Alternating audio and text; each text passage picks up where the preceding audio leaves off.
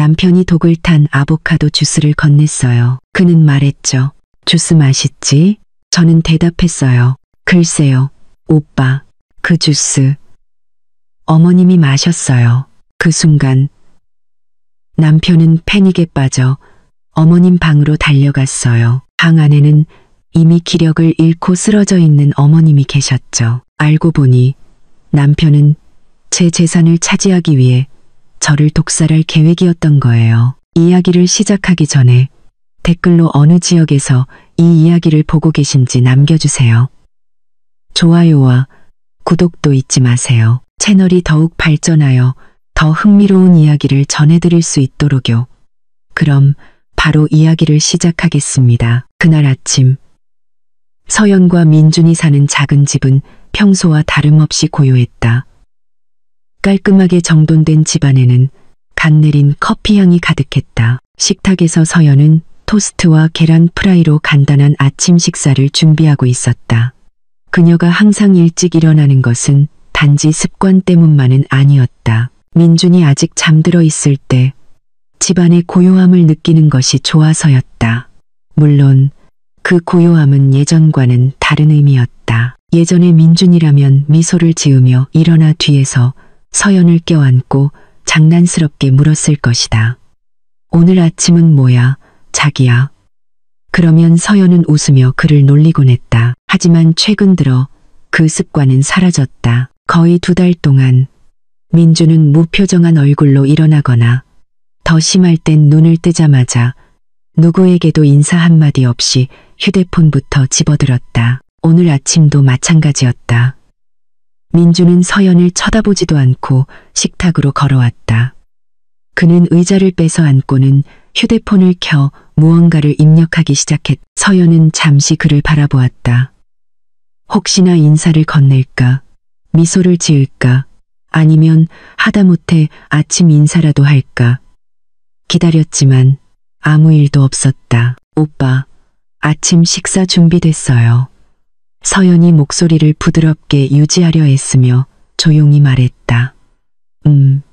민주는 고개도 들지 않은 채 짧게 대답했다. 서연은 이해할 수 없는 그의 변화에 가슴이 답답했지만 억지로 희미한 미소를 지었다. 그녀는 맞은편에 앉아 식탁 하나를 사이에 두고 있지만 그 누구보다 멀게 느껴지는 남편을 바라보았다. 몇 분간의 침묵이 흘렀다. 민주는 휴대폰을 내려놓고 식사를 시작했다. 한 입 먹고 나서는 포크를 약간 소리나게 내려놓았다. 너무 짜. 그가 중얼거렸다. 서연은 살짝 놀랐다. 미안해요, 오빠. 아마 아까. 다음부터는 대충 만들지 마. 그 말은 소리치는 것은 아니었지만 서연을 침묵하게 만들기엔 충분했다. 그 무미건조한 목소리는 민준이 크게 화를 내는 것보다 더 아팠다. 이건 아침 식사 문제가 아니라는 걸 서연은 알았다. 남편 안에 무언가 변했다. 차갑고 다가서기 힘든 무언가가. 하지만 그녀는 대꾸하지 않고 조용히 고개를 끄덕일 뿐이었다. 오후 서연은 거실에 앉아 옷을 개고 있었다. 민주는 점심때쯤 나가면서 회사에 일이 있다고 했다. 하지만 서연은 알고 있었다. 최근 들어 일은 점점 더 잦은 핑계가 되고 있었다. 민주는 점점 더 늦게, 심지어 자정이 넘어서 들어왔다. 물어볼 때마다 대답은 항상 짧았다. 일이 많아. 예전에 민주는 항상 연락을 해주었는데 서연은 벽시계를 보았다. 긴 바늘은 마치 움직이기 싫은 듯 느리게 움직이며 집을 더욱 적막하게 만들었다. 그녀는 막다 갠 민준의 티셔츠를 들고 긴 한숨을 내쉬었다. 설명할 수 없는 감정이 마음을 무겁게 짓눌렀다. 마치 위험한 무언가가 다가오고 있는데 어디서 오는지 알 수 없는 느낌이었다. 그녀는 책을 읽으며 생각을 떨쳐내려 했지만 읽는 페이지마다 머리에 들어오지 않고 그냥 지나쳐갔다. 불안감은 그림자처럼 계속 따라붙었다. 밤이 되자 마침내 민준이 돌아왔다. 문이 다소 거칠게 열리는 소리가 났다. 마치 서두르는 듯했다. 소파에 있던 서연이 고개를 돌렸다. 이제 와요, 오빠? 그녀가 부드럽게 물었다. 민주는 그녀를 보지 않고 재킷을 걸었다. 응, 어제도 늦게 왔는데 일이 많이 바쁜가 봐요? 민주는 잠시 멈춰서서 서연을 쳐다봤다. 그의 눈은 화나 있지는 않았지만 무언가를 재는 듯 날카로웠다. 당신 왜 그래? 자꾸 캐묻잖아. 나 의심해. 서연은 재빨리 고개를 저었다. 그런 거 아니에요, 오빠. 그냥 걱정돼서. 너무 자주 밤늦게까지 나가니까 일하는 거라니까. 민주는 그렇게 말하고 방으로 들어가 버렸다. 민준의 말투는 다시 서연의 가슴을 답답하게 했다. 큰 소리 때문이 아니라 그 차가움 때문이었다. 그날 밤 서연은 침대에서 잠 못 이루고 천장을 바라보며 모든 것을 곱씹었다. 민주는 이미 깊이 잠들었지만 그의 얼굴은 어딘가 달라 보였다. 무언가를 숨기는 사람처럼 굳어 있었다. 서연은 남편 쪽으로 고개를 돌렸다.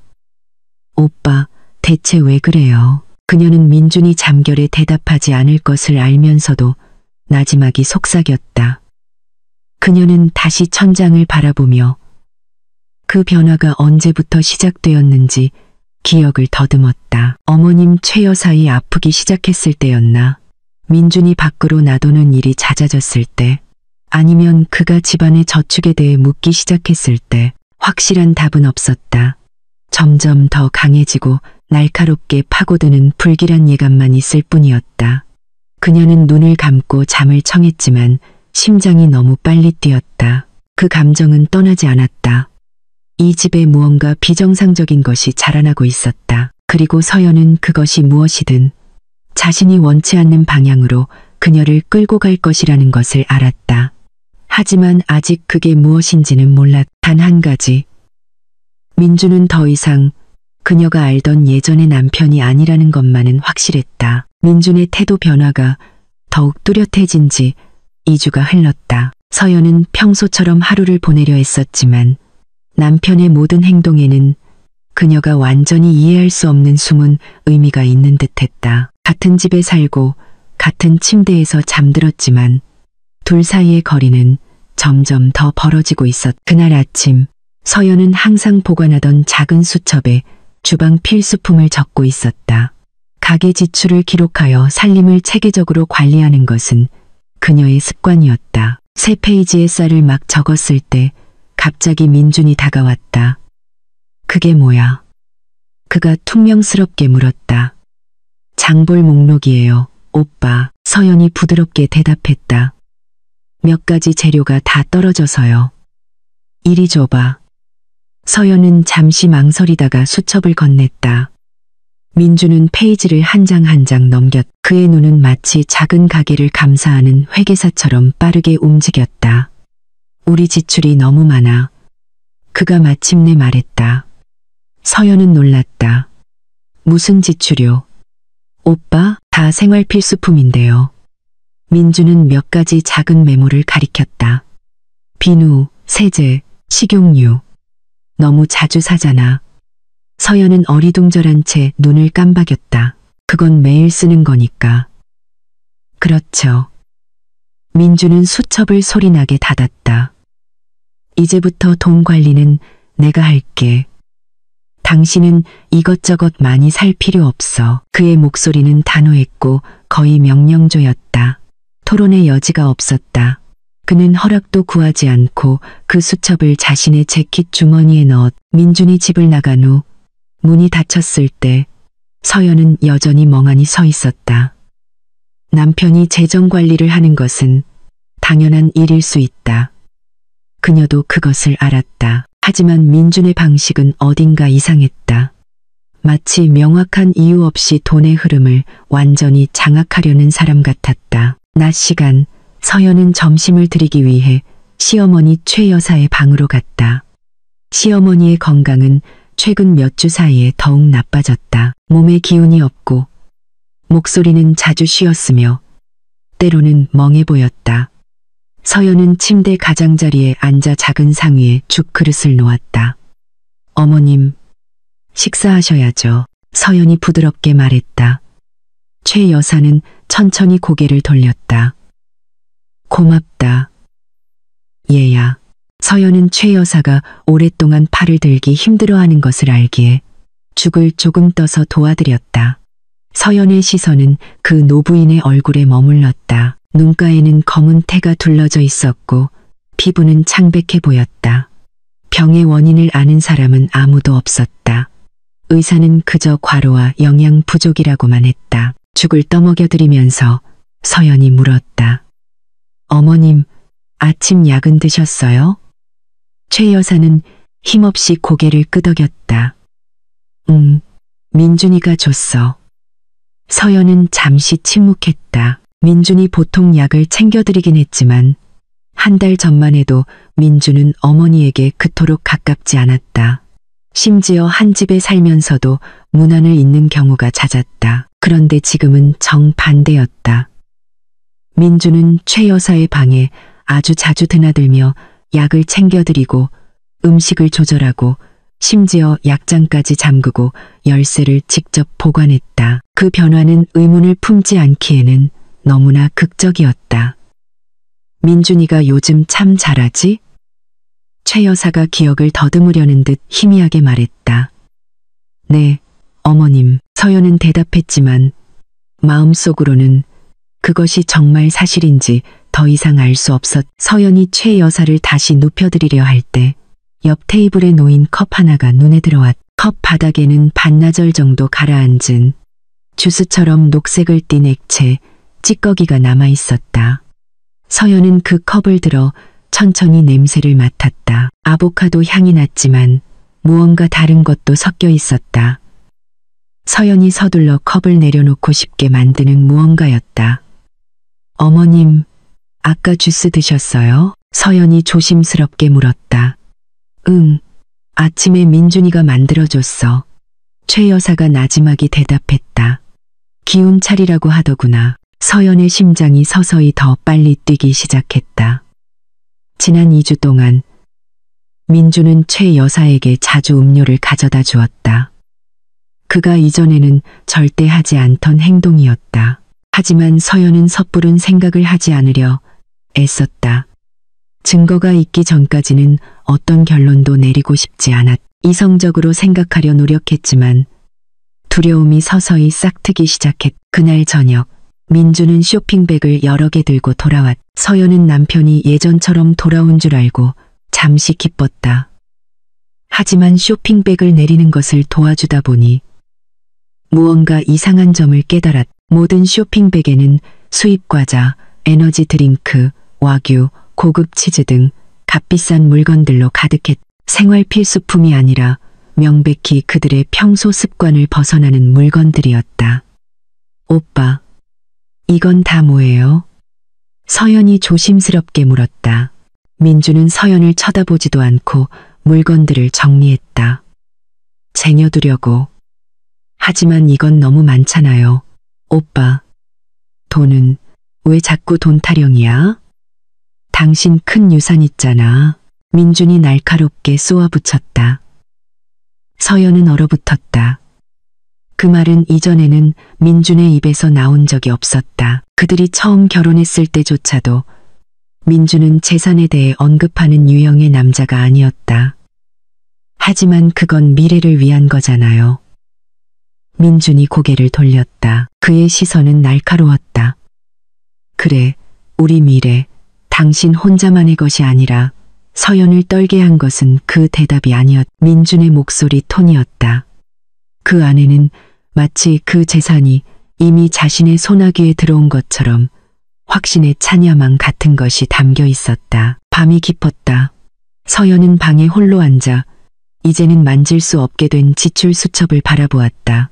민준이 샤워하는 동안 그녀의 생각은 멈추지 않고 맴돌았다. 민준의 태도 변화, 불분명한 지출, 갑자기 모든 돈을 관리하려는 모습, 최 여사를 위한 음료들, 그리고 이제는 서연의 가족 재산을 노골적으로 언급하는 것까지. 이 작은 조각들은 아직 완성되지 않은 퍼즐 같았지만 그 방향은 이미 명확했다. 무언가 잘못되고 있었. 그리고 처음으로 서연은 정말로 두려움을 느끼기 시작했다.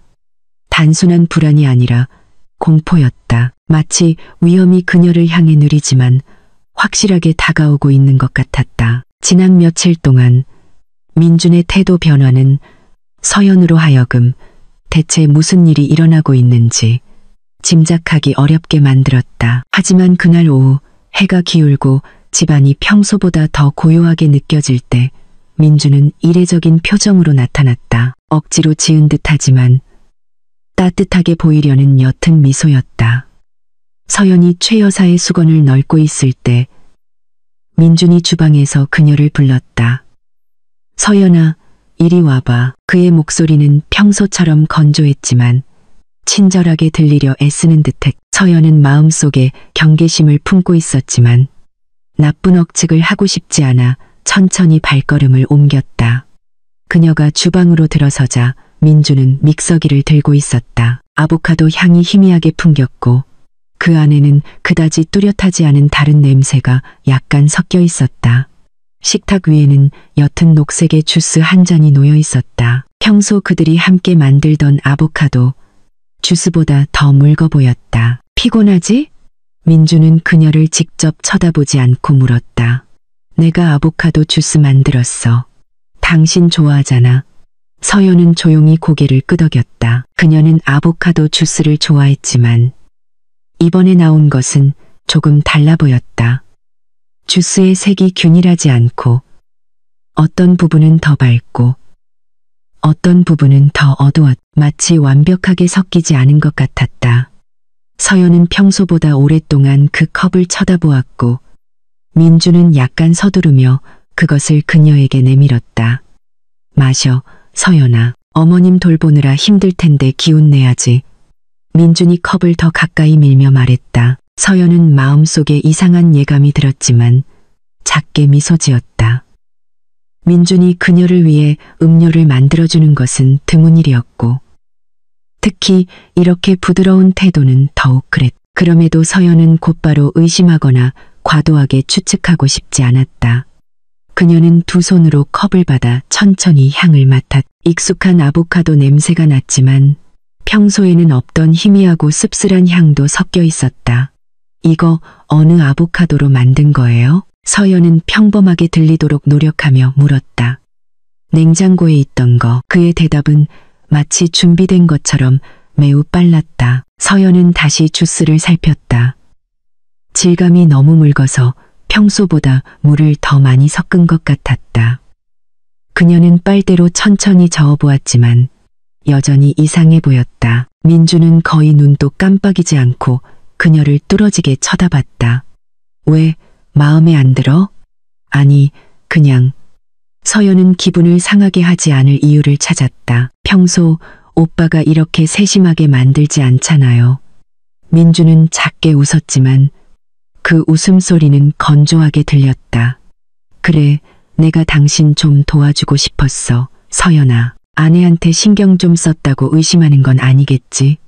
그의 목소리는 농담처럼 들리려 했지만 숨길 수 없는 미세한 긴장감이 있었다. 서연은 주스뿐만 아니라 무언가를 기다리는 듯한 민준의 시선에서도 무언가 비정상적인 것을 느꼈다. 무엇을 기다리는 걸까? 그것이 서연이 짐작할 수 없는 부분이었다. 그녀는 컵을 들고 입술에 가까이 가져갔지만 바로 마시지는 않았다. 민주는 그녀가 주스를 다 마실 때까지 확인할 것처럼 계속 쳐다봤다. 서연의 심장이 더 빨리 뛰었다. 이따가 마실게요. 서연이 미소 지으며 재빨리 말했. 어머님 먼저 확인해야겠어요. 아까 좀 어지러워 보이셨거든요. 민주는 순간적으로 그녀의 팔을 잡았다. 조금이라도 마셔봐, 서연아. 그래야 기운 나지. 서연은 소름이 돋는 것을 느꼈다. 그런 강요는 부자연스러웠다. 민주는 평소에 이렇게 강요한 적이 없었다. 그녀는 침을 삼키며 침착해 보이려 애썼다.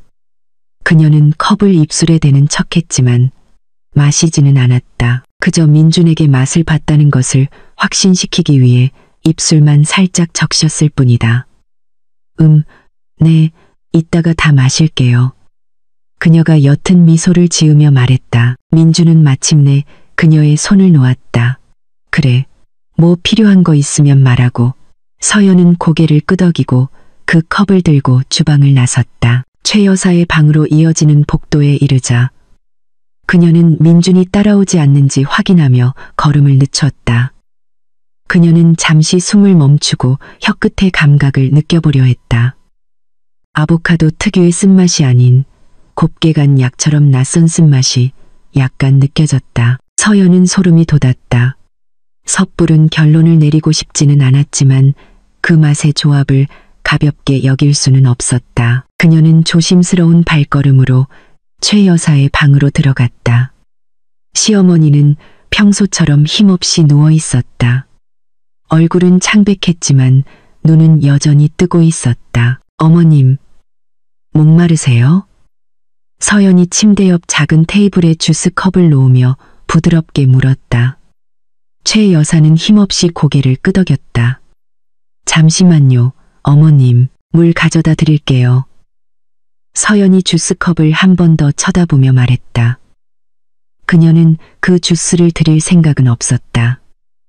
그저 다음 단계를 생각할 시간이 필요했을 뿐이다. 하지만 그 불편한 느낌은 이제 그녀의 마음 한구석에서 서서히 기어오르는 작은 두려움으로 변해 있었다. 민주는 대체 무슨 짓을 하고 있는 걸까?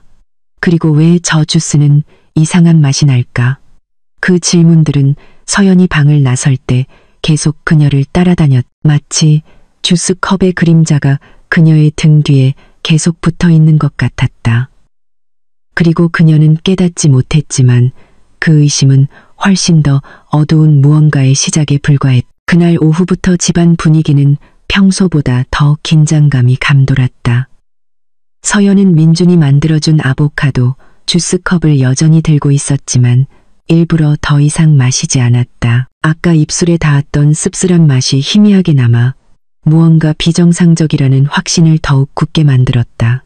하지만 그녀는 침착함을 유지하려 애썼다. 특히 민준이 계속해서 그녀의 행동을 주시하는 것 같았기 때문이다. 서연이 거실로 돌아오자 민준은 즉시 그녀의 손에 들린 컵을 쳐다봤다. 아직 더 안 마셨네? 그의 목소리는 평범하게 들리려 했지만 여전히 강요하는 느낌이 있었다. 서연은 희미하게 미소 지었다. 아까 어머님 방에 먼저 가보려고요. 오빠, 피곤해 보이셔서요. 민준은 가까이 다가왔다. 그의 눈에는 불안감이 서려 있었다. 그래도 먼저 마셔봐. 서연아, 한 모금이라도 괜찮으니까. 서연은 잠시 숨을 참았다. 그 강요는 점점 더 부자연스럽게 느껴졌다. 평소 민주는 그녀가 마시든 말든 신경 쓰지 않았다. 설명할 수 없는 긴장감이 그녀로 하여금 민준의 화를 돋우지 않도록 신중하게 단어를 선택하게 만들었다. 오빠, 이따가 마실게요. 저, 먼저 마셔. 민준이 재빨리 말을 끊었다. 서연은 숨을 들이쉬며 최대한 부드럽게 행동하려 했었다. 그녀는 컵을 들어 올렸지만 입술에 가까이 대지는 않았다. 오빠, 아까 조금 마셔봤는데 맛이 좀 다른 것 같아요. 아마 아보카도가 덜 익었나 봐요. 민준의 표정이 굳었다. 괜찮아. 그냥 더 마셔봐. 서연은 침을 삼켰다. 시간은 더디게 흐르는 것 같았고 긴장감은 점점 더 현실적으로 다가와 목덜미가 서늘해졌다. 그녀는 민준의 의심을 더 사지 않고 이 상황에서 벗어날 방법을 최대한 빨리 생각했다. 마침내 서연은 컵을 내려놓고 최대한 침착한 목소리로 말했다. 오빠, 진심이에요. 주스는 이미 마셨어요. 이미 마셨다고? 민준이 눈을 가늘게 떴. 왜 이렇게 빨라? 정말로 마신 거 맞아? 서연은 그를 쳐다보며 아까부터 머릿속에서 맴돌던 문장을 조용하지만 분명한 목소리로 내뱉었다. 그녀는 말했다. 글쎄요, 오빠. 그 주스 어머님이 마셨어요. 몇 초 만에 민준의 표정은 극적으로 변했다. 얼굴에서 핏기가 사라지고 눈은 커졌으며 숨이 막혔다. 그가 애써 보이던 거짓 용기는 순식간에 무너져 내렸다. 그는 충격을 숨길 겨를조차 없었다. 뭐라고? 어머님이 이 주스를 마셨다고? 그의 목소리는 거의 떨리며 갈라졌다. 서연은 그의 반응을 너무 티나게 살피지 않으려 애썼다. 어머님이 아까 목마르다고 하셔서 침대 옆 테이블에 뒀어요. 아마 어머님이 직접 드셨나 봐요. 저도 아직 확인은 못 해봤어요. 민주는 다음 설명을 기다리지 않았다. 그는 즉시 최 여사의 방으로 이어지는 복도로 달려갔다. 그의 걸음은 서둘렀고 거의 비틀거렸. 방문이 벽에 부딪히며 거칠게 열렸고 그 소리는 집안에 울려 퍼졌다. 서연은 그의 뒤를 천천히 따라갔다. 상황을 주시할 수 있을 만큼 가깝지만 그의 공황 상태를 더 자극하지 않도록 거리를 유지했다. 그녀가 방에 들어섰을 때 민주는 이미 침대 옆에 무릎을 꿇고 있었다. 그의 얼굴은 공포로 가득했다. 최 여사는 평소보다 더 창백한 모습으로 힘없이 누워있었. 눈은 감겨 있었고 숨은 가쁘게 몰아쉬고 있었다. 텅 빈 아보카도 주스컵이 옆 작은 테이블에 놓여 있었다. 어머니, 이걸 왜 드셨어요? 정신 좀 차려보세요. 민준의 목소리는 떨렸고 그의 공황은 더 이상 숨길 수 없었다. 그의 손이 어머니의 팔을 살짝 흔들었지만 최 여사는 약하게 신음할 뿐이었다. 서연은 문지방에 서서 가슴을 부여잡았다. 최 여사의 상태에 대한 걱정과 동시에 그 주스에 대한 그녀의 예감이 옳았다는 확신이 점점 더 커지면서 복잡한 감정이 마음을 채웠다. 민준이 서연을 돌아보았. 그의 눈은 붉었고 평소와 다른 불안감으로 가득했다. 너 왜 이 주스를 어머니께 드린 거야? 서연은 침착함을 유지했다. 오빠, 제가 어머님께 억지로 드린 거 아니에요. 그냥 테이블에 뒀을 뿐이에요. 어머님이 목이 말라서 직접 드셨을 수도 있죠. 게다가 오빠가 이 주스는 안전하다고 했잖아요. 민주는 입을 열었지만 아무 말도 나오지 않았다. 그는 비난하고 싶어 하는 듯 했지만 동시에 자신의 실수에 갇혔다는 것을 깨달은 듯했. 그의 얼굴에는 식은땀이 흘렀다. 어머니를 병원에 모셔가야 해요. 서연이 가까이 다가가며 단호하게 말했다. 상태가 안 좋아요. 민주는 좌절과 공포가 뒤섞인 채 입술을 깨물었다. 그래. 어머니 차에 옮기는 것 좀 도와줘. 마음이 여전히 혼란스러웠지만 서연은 그를 도왔다. 그녀는 최 여사의 어깨를 잡았고 민주는 다리 부분을 받쳤다. 그들은 최 여사를 천천히 차로 옮겼. 그 과정에서 서연은 민준의 태도가 얼마나 불안하고 혼란스러운지 알아차렸다. 그의 손은 불안정했고 걸음은 흔들렸으며 불분명한 말을 계속 중얼거렸다. 차에 도착하자마자 민주는 떨리는 손으로 시동을 걸었다. 그의 모든 표정은 단순한 걱정을 넘어선 공포를 보여주었다. 마치 거대한 결과에 쫓기는 사람 같았다. 서연은 뒷좌석에 앉아 최 여사를 붙잡았다. 그녀는 차창 밖을 바라보며 차 안의 소음이 침묵을 채우도록 내버려 두었다. 하지만 마음속으로 그녀는 그날 밤 무언가가 깨졌다는 것을 알았다. 되돌아갈 길은 없었다. 민준이 공황에 빠진 것은 어머니가 아파서가 아니었다. 민준은 그 주스 안에 무엇이 들어있는지 알기 때문에 공황에 빠진 것이었다. 그리고 그것이 모든 것을 바꾸어 놓았다. 민준은 거의 신호등도 보지 않은 채 미친 듯이 차를 몰았다. 몇 초에 한 번씩 그는 서연의 무릎에 누워있는 최 여사를 힐끗 쳐다봤다. 어머니의 숨은 가늘었지만 여전히 붙어 있었다.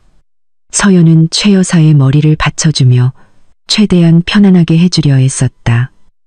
가장 가까운 작은 병원으로 가는 내내 그랬다. 차가 병원 마당에 멈추자 민주는 엔진이 완전히 꺼지기도 전에 바로 내렸다. 그는 도움을 청하러 달려갔고 2명의 간호사가 최 여사를 응급실로 옮기는 것을 도왔다. 서연도 잠시 따라 들어가 최 여사가 의료진에게 인계되는 것을 확인한 후 밖으로 나왔다.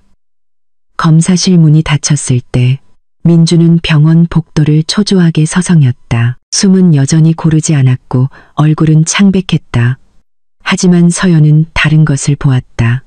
어머니를 걱정하는 아들의 공포뿐만이 아니었다. 그보다 더 깊은 두려움.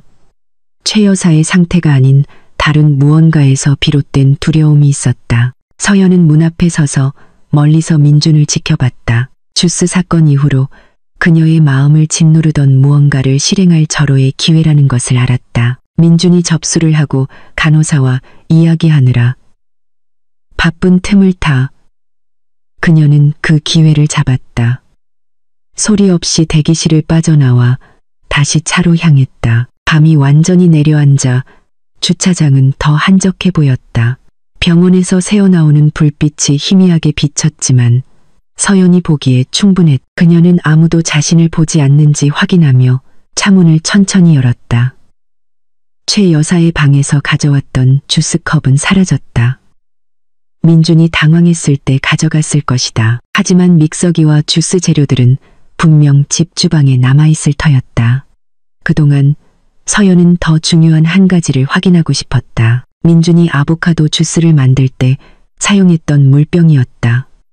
그녀는 민준이 주스를 준비할 때 주방의 작은 찬장을 열었던 것을 똑똑히 기억했다. 그 찬장에는 보통 액상과당, 시럽, 생수가 들어있었다. 하지만 그날 오후 그녀는 색이 더 짙은 다른 병을 보았다. 민준이 주스를 만들 때 병뚜껑이 한 번이 아니라 2번 돌아가는 소리를 들었다. 사소한 일이었지만 지금은 매우 중요하게 느껴졌다. 서연은 민준이 종종 작은 물건들을 넣어두는 앞 좌석 아래 작은 서랍을 열었다. 그녀는 조심스럽지만 빠르게 찾았다. 휴지, 차량용 방향제, 쇼핑 영수증, 그리고 투명한 액체가 반쯤 채워진 작은 병 하나. 그녀의 손이 저절로 멈췄다. 아이들 시럽 약병처럼 작은 병이었지만 내용물은 약이 아니었다.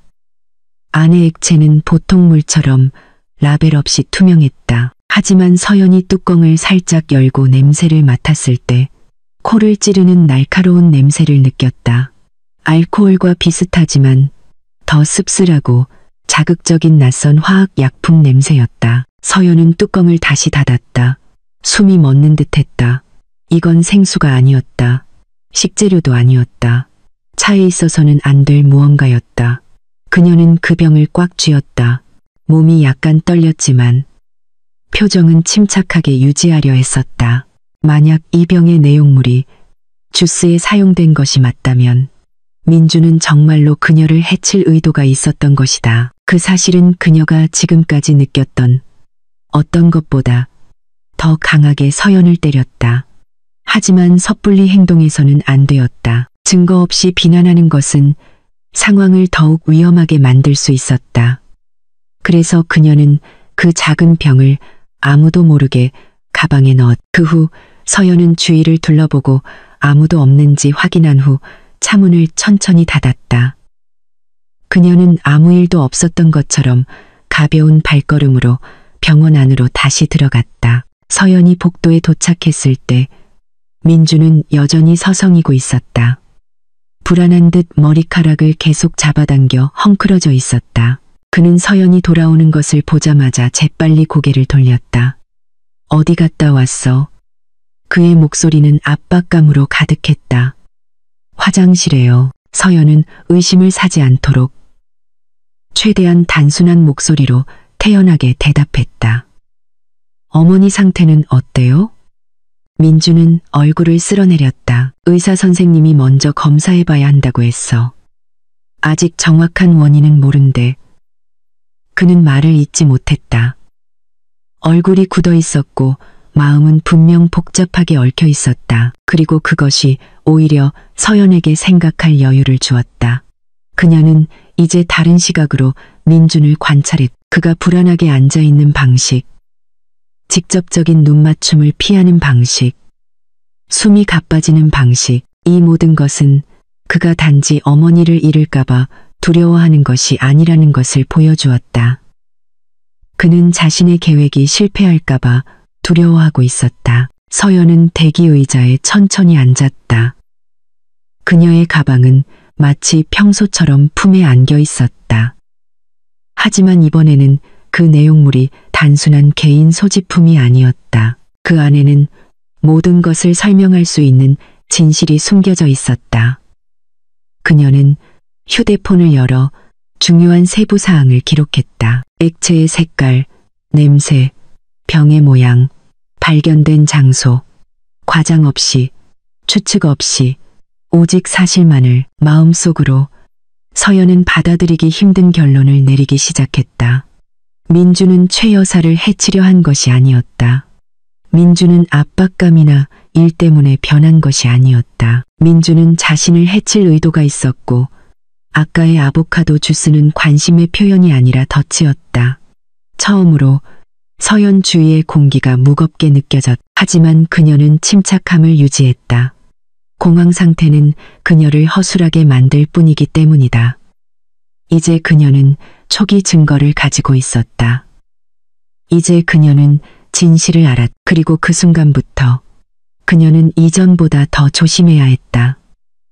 그녀의 삶이 그녀를 보호해야 할 사람의 계획 끝에 놓여 있었기 때문이다. 병원에서 큰 병원으로 이동하는 길은 이전보다 훨씬 더 조용한 분위기 속에서 진행되었다.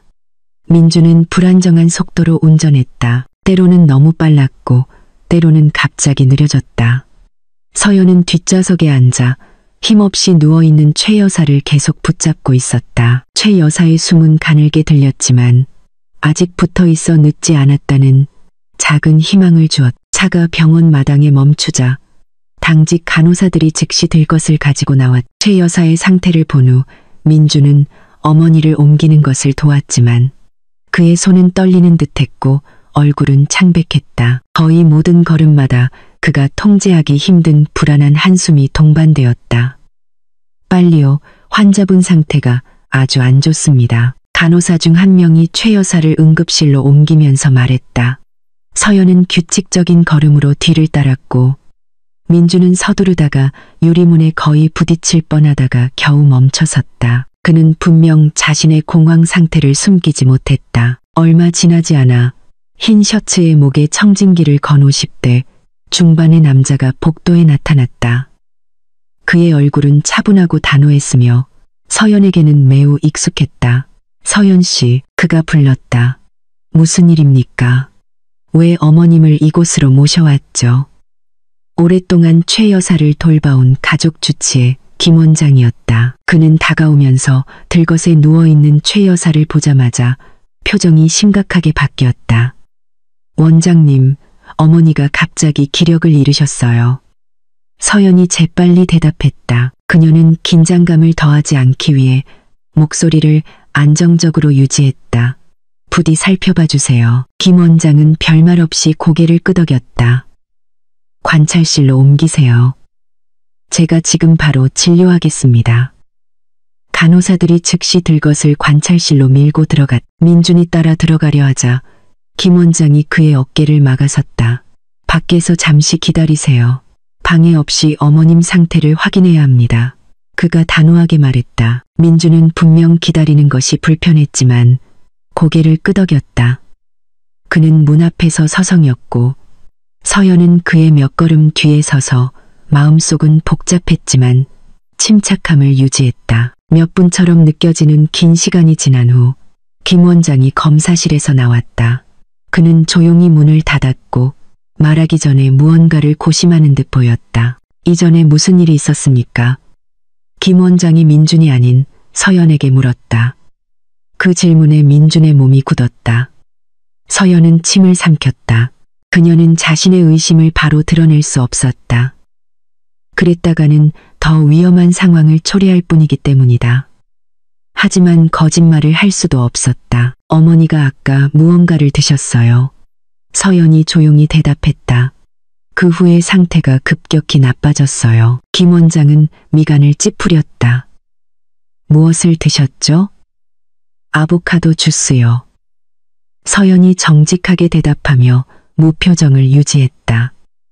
김 원장의 눈이 심각해졌다. 주스만으로는 어머님 상태가 이렇게까지 나빠질 리가 없습니다. 아까 초기 증상을 확인했는데 가벼운 중독 증세를 보이는 징후가 있습니다. 중독이라는 단어에 민주는 마치 전기에 감전된 것처럼 움찔했다. 무슨 말씀이세요, 원장님? 민준의 목소리가 떨렸다. 어디서 중독됐다는 거죠? 김 원장은 민준을 날카롭게 쳐다봤다. 아직 완전히 확신할 수는 없습니다. 혈액 검사와 다른 검사가 필요합니다. 하지만 심한 메스꺼움, 약해진 맥박, 그리고 약간 이상한 호흡 냄새. 이 모든 것이 일반적이지 않습니다. 서연은 곁눈질로 민준을 살폈다. 민준은 필사적으로 공황을 억누르려는 사람처럼 보였다. 그의 왼손은 자신의 옷 앞부분을 꽉 쥐고 있었고 숨은 점점 가빠졌다. 원장님, 어머니, 살 수 있는 거죠? 민준이 마침내 쉰 목소리로 물었다. 아직까지는 반응이 있으니 가능성은 있습니다. 김 원장이 대답했다. 하지만 몸에 무엇이 들어갔는지 알아야 합니다. 그 주스에 어떤 재료가 섞였는지 아는 분 있습니까? 잠시 침묵이 흘렀다. 서연은 생각하는 척 고개를 숙였다. 민준은 손으로 입을 가린 채 멍하니 바닥을 쳐다봤다. 그냥 아보카도랑 물, 설탕이요. 서연이 조심스럽게 대답했다. 민준 오빠가 다른 걸 넣는 건 못 봤어요. 그녀는 김 원장이 누가 그 주스를 만들었는지 명확하게 설명하지 않고도 알 수 있도록 일부러 민준의 이름을 언급했. 민준은 순간적으로 고개를 돌렸다. 서연아, 너 무슨 말을 하는 거야? 난 그냥 주스는 오빠가 만들었잖아요. 서연이 부드럽게 말을 끊었다. 비난하는 것이 아니라 단지 사실을 전달할 뿐이었다. 김 원장은 두 사람을 번갈아 쳐다봤다. 좋습니다. 제가 이렇게 묻는 것은 누구를 탓하려는 것이 아니라 의료적 조치를 결정하기 위해서입니다. 일부 독극물은 조치가 빠르면 중화될 수 있습니다. 민주는 불안하게 고개를 끄덕였지만 그의 손은 여전히 떨리고 있었다. 그는 에어컨이 켜져 있어 덥지 않은데도 이마의 땀을 계속 닦아냈다. 서연 씨. 김 원장이 더 조용한 목소리로 말했. 나중에 집에 있는 정보를 수집하는데 도움을 좀 받아야겠습니다. 남은 주스나 병, 의심스러워 보이는 것이 있으면 무엇이든 제게 알려주세요. 중요합니다. 서연은 조용히 고개를 끄덕였다. 네, 원장님. 민준이 거친 숨을 내쉬었다. 원장님. 어머니 회복하실 수 있는 거죠? 최선을 다하겠습니다. 김 원장이 굳은 의지가 담긴 목소리로 대답했다. 하지만 두 분은 정직해야 합니다. 제가 알아야 할 것이 있다면 제게 말해주세요. 그 후 김 원장은 다시 관찰실로 들어갔고 서연과 민주는 갑자기 더 좁게 느껴지는 복도에 남겨졌다. 서연은 가방을 꽉 쥔 채 천천히 앉았다. 민주는 방 끝에 서서 기둥을 잡고 있었다. 그의 얼굴은 더 이상 숨길 수 없는 공포로 망가져 있었다. 하지만 서연에게는 한 가지가 더욱 분명해졌다. 민준의 두려움은 단지 최 여사의 상태 때문만이 아니었다. 그는 자신이 한 일이 곧 드러날까봐 두려워하고 있었다. 그리고 그 전개는 서연의 다음 행보를 이전보다 훨씬 더 신중하게 만들어야 했다. 병원에서의 불안한 밤이 지나고 복잡한 생각으로 집에 돌아온 후 서연은 자신의 두려움이 단 하나의 사건에서 비롯된 것이 아니라 작은 패턴들이 합쳐져 무서운 그림을 형성하고 있다는 것을 깨달았다. 그녀는 서재 책상에 앉아 작은 램프의 따뜻한 불빛 아래에서 최근에 보고, 듣고, 느꼈던 모든 것을 적기 시작했다. 비난하기 위해서가 아니라 이성적인 사고를 유지하기 위해서였다. 종이 첫 페이지에 그녀는 민준의 태도 변화를 적었다. 인사를 거의 하지 않는 것, 더 자주 피하는 것, 그리고 일 핑계로 밤늦게 나가는 것, 그리고 갑자기 나타난 새로운 습관들을 적었다. 최 여사의 약을 챙기고 약장을 잠그고 이제는 시어머니의 입에 들어가는 것을 극도로 신경 쓰는 것. 그녀는 그 장면들을 길게 서술하지 않고 패턴이 명확히 보이도록 짧은 요점들만 적었. 다음으로 서연은 아보카도 주스와 관련된 것들을 추가했다. 이상한 질감, 그녀만이 희미하게 느꼈던 씁쓸한 향, 그리고 서연이 그 주스를 최 여사가 마셨다고 말했을 때의 민준의 반응. 이 작은 조각들은 각각으로는 확실하게 느껴지지 않았지만 나란히 놓았을 때 같은 방향을 가리켰다. 비정상적인 관리와 통제의 요소가 있었. 그녀는 잠시 멈춰 펜을 바라보았다. 떠오르는 감정은 더 이상 단순한 두려움이 아니었다. 그녀의 뇌를 빠르게 작동시키는 차가운 경계심이 있었다. 두려움은 사람을 공황에 빠뜨릴 수 있지만 경계심은 사람을 행동하게 만든다. 서연은 경계심을 선택했다. 마음속으로 서연은 가설을 세우기 시작했다. 가장 논리적인 것부터 최악의 시나리오까지 가능한 시나리오들을 그녀는 각 시나리오를 종이에 적고 자신이 가진 증거를 바탕으로 각 시나리오가 사실일 가능성이 얼마나 되는지 표시했다. 이 방법은 그녀가 감정에 휩쓸리지 않고 가능성을 따져보며 객관성을 유지하는 데 도움이 되었다. 첫 번째 시나리오. 최 여사의 상태는 오래된 지병 때문에 나빠진 것이다. 이 이유는 타당했지만 민준이 왜 갑자기 극도로 신경 쓰며 집안약에 대한 접근을 통제하는지 설명하지 못했다. 두 번째 시나리오. 민준은 가족 문제나 빚 때문에 스트레스를 받아 행동이 변했다. 이것은 가능했지만 주스에서 나는 이상한 냄새를 설명하지 못했다. 세 번째 시나리오. 가장 불안한 것은 특정 목적을 위해 누군가를 해치려는 계획적인 의도가 있다는 것이었다. 두렵게 느껴졌지만 서연은 그 가능성을 배제하지 않았다. 민준의 행동 패턴이 목표 지향적으로 보였기 때문이다. 그녀는 긴 숨을 들이쉬고 의심을 사지 않으면서 취해야 할 안전 조치들을 적었. 첫째, 직접적으로 대면하지 말 것. 서연은 증거 없는 대면이 극단적인 반응을 유발할 수 있다는 것을 알았다. 둘째, 존재하는 증거들을 문서화하십시오. 시간, 말, 의심스러운 물건들을 기록할 것. 셋째, 자신과 최 여사를 보호할 것.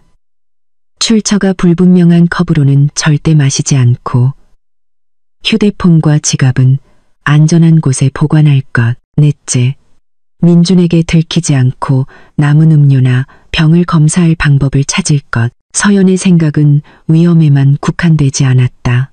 그녀는 상황을 개선할 가능성도 생각했다. 만약 민준을 변화시킨 재정적 문제나 다른 압박이 정말 있다면 다른 접근 방식이 도움이 될 수도 있었다. 하지만 그녀는 현 시점에서 동정심을 우선시하는 것을 거부했다.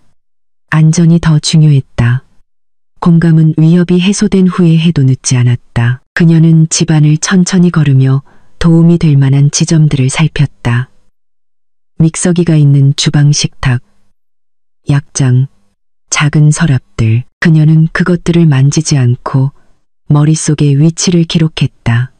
이것은 편집증적인 행동이 아니라 준비였다. 서연은 같은 집이 갑자기 지도를 그려야 할 전장처럼 느껴진다는 것을 깨달았다. 그리고 그녀는 휴대폰을 확인하고 오래된 메모와 사진을 열어 잊어버렸을지 모를 사건들을 기억해냈다. 알고 보니 예전에는 신경 쓰지 않았던 다른 사소한 것들이 있었다. 평소와 다른 사치품이 적힌 쇼핑 영수증, 민준이 열었다가 서연이 지나가자 급히 닫았던 문자 메시지, 그리고 갑자기 형식이 바뀐 몇몇 재정 기록들.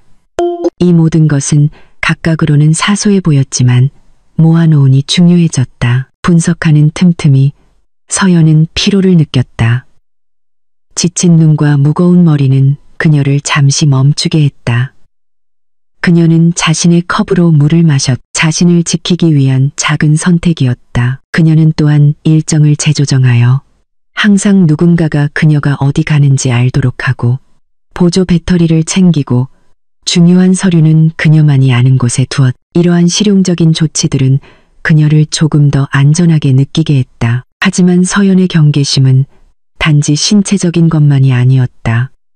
그녀는 또한 의사소통을 훈련하기 시작했다. 민준의 화를 돋우지 않고 말하는 법, 기분 상하게 하지 않고 특정 사항을 묻는 법, 그리고 언제 무관심한 척해야 하는지. 이것은 조종이 아니라 전략이었다. 서연은 잘못된 말이 상황을 엉망으로 만들 수 있다는 것을 알았다. 그날 밤 잠들기 전에 서연은 상기시키기 위해 한 문장을 썼다. 인내하고 관찰하고 기록하라.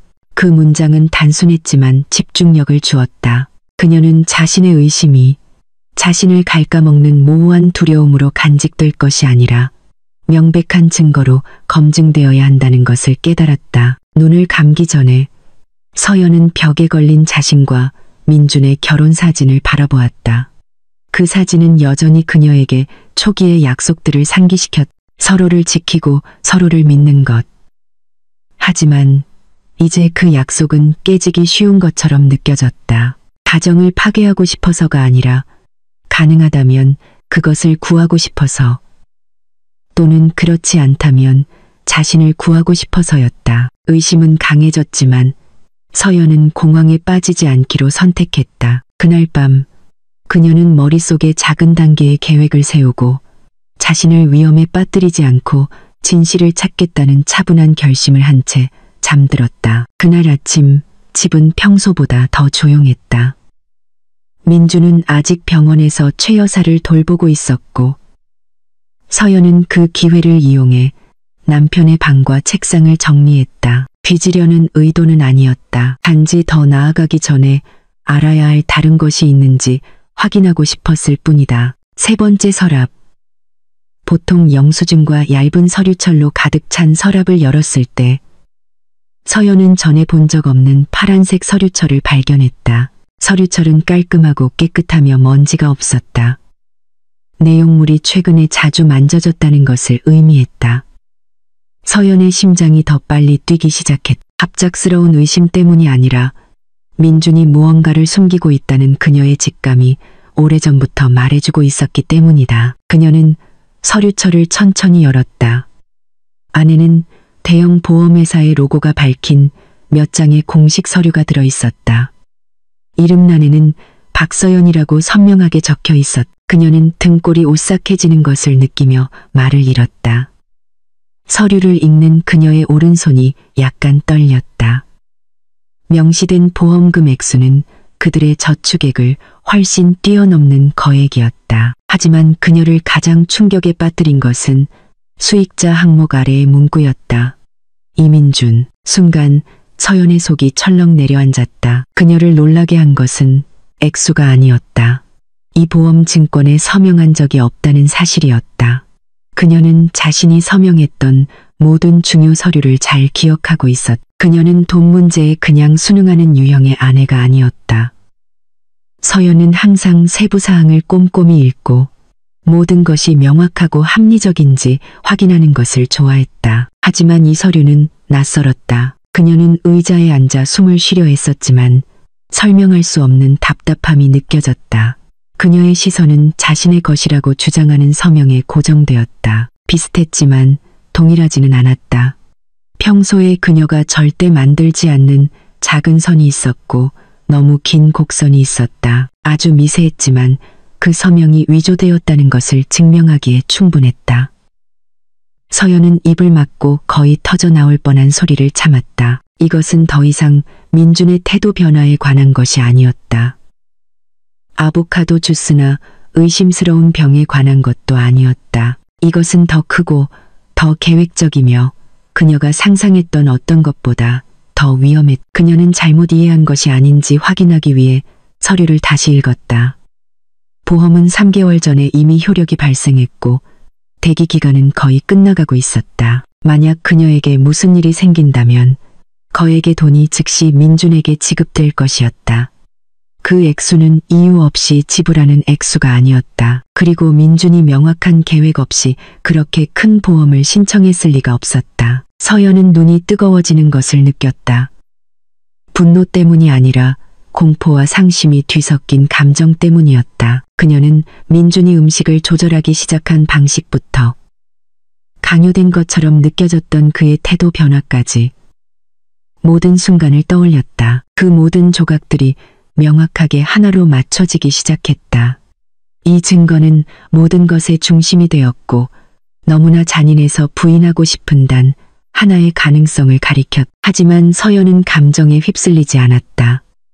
몇 분간 머리를 감싸고 숨을 고른 후 그녀는 서류철 안에 다른 서류들을 보기로 결심했다. 이메일 사본, 승인서, 건강진단서, 보험료 납부 증명서가 있었다. 모든 것이 정기적으로 그녀의 이름으로 그녀 모르게 이루어졌다. 서연은 눈을 감았다. 그래서 그랬구나. 그녀는 생각했다. 그녀는 민준이 처음으로 가게 재정에 대해 언급했던 순간을 기억했다. 갑자기 지출을 엄격하게 관리하던 그의 태도와 이전에는 신경 쓰지 않던 사소한 것들을 통제하기 시작한 방식. 이제 모든 것이 이해가 되었다.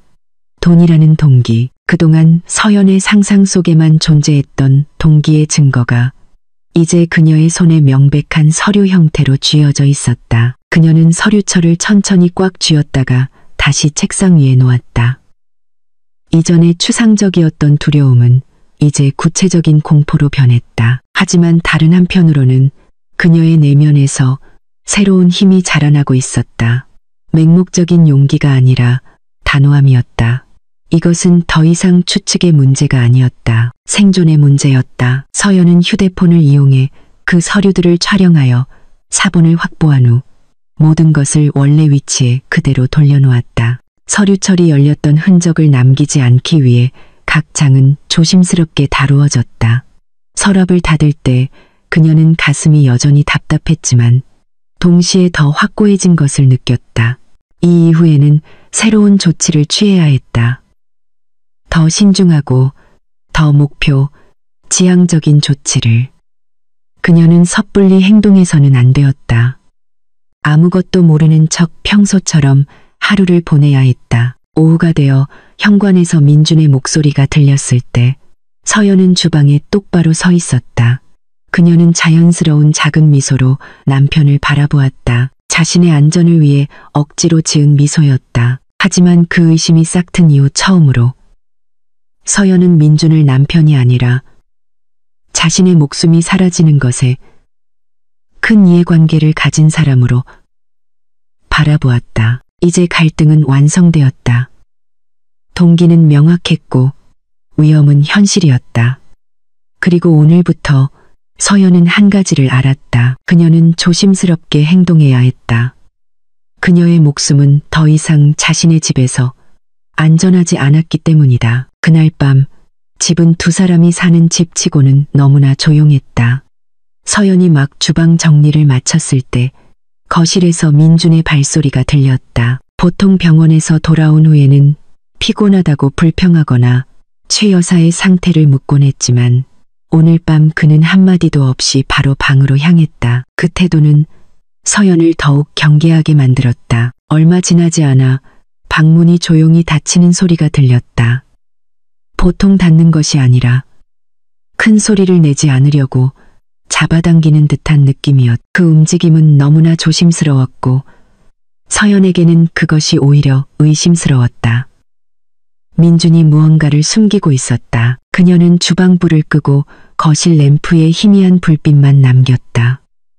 그리고 잠시 앉아 마음을 진정시키려 했었지만 불안감은 계속해서 그녀의 가슴을 갉아먹었다. 민준이 대체 무슨 짓을 하고 있는지 확인하고 싶은 강한 충동이 일었다. 그녀가 일어서서 방으로 향하려 할 때 문틈으로 민준의 목소리가 희미하게 들려왔다.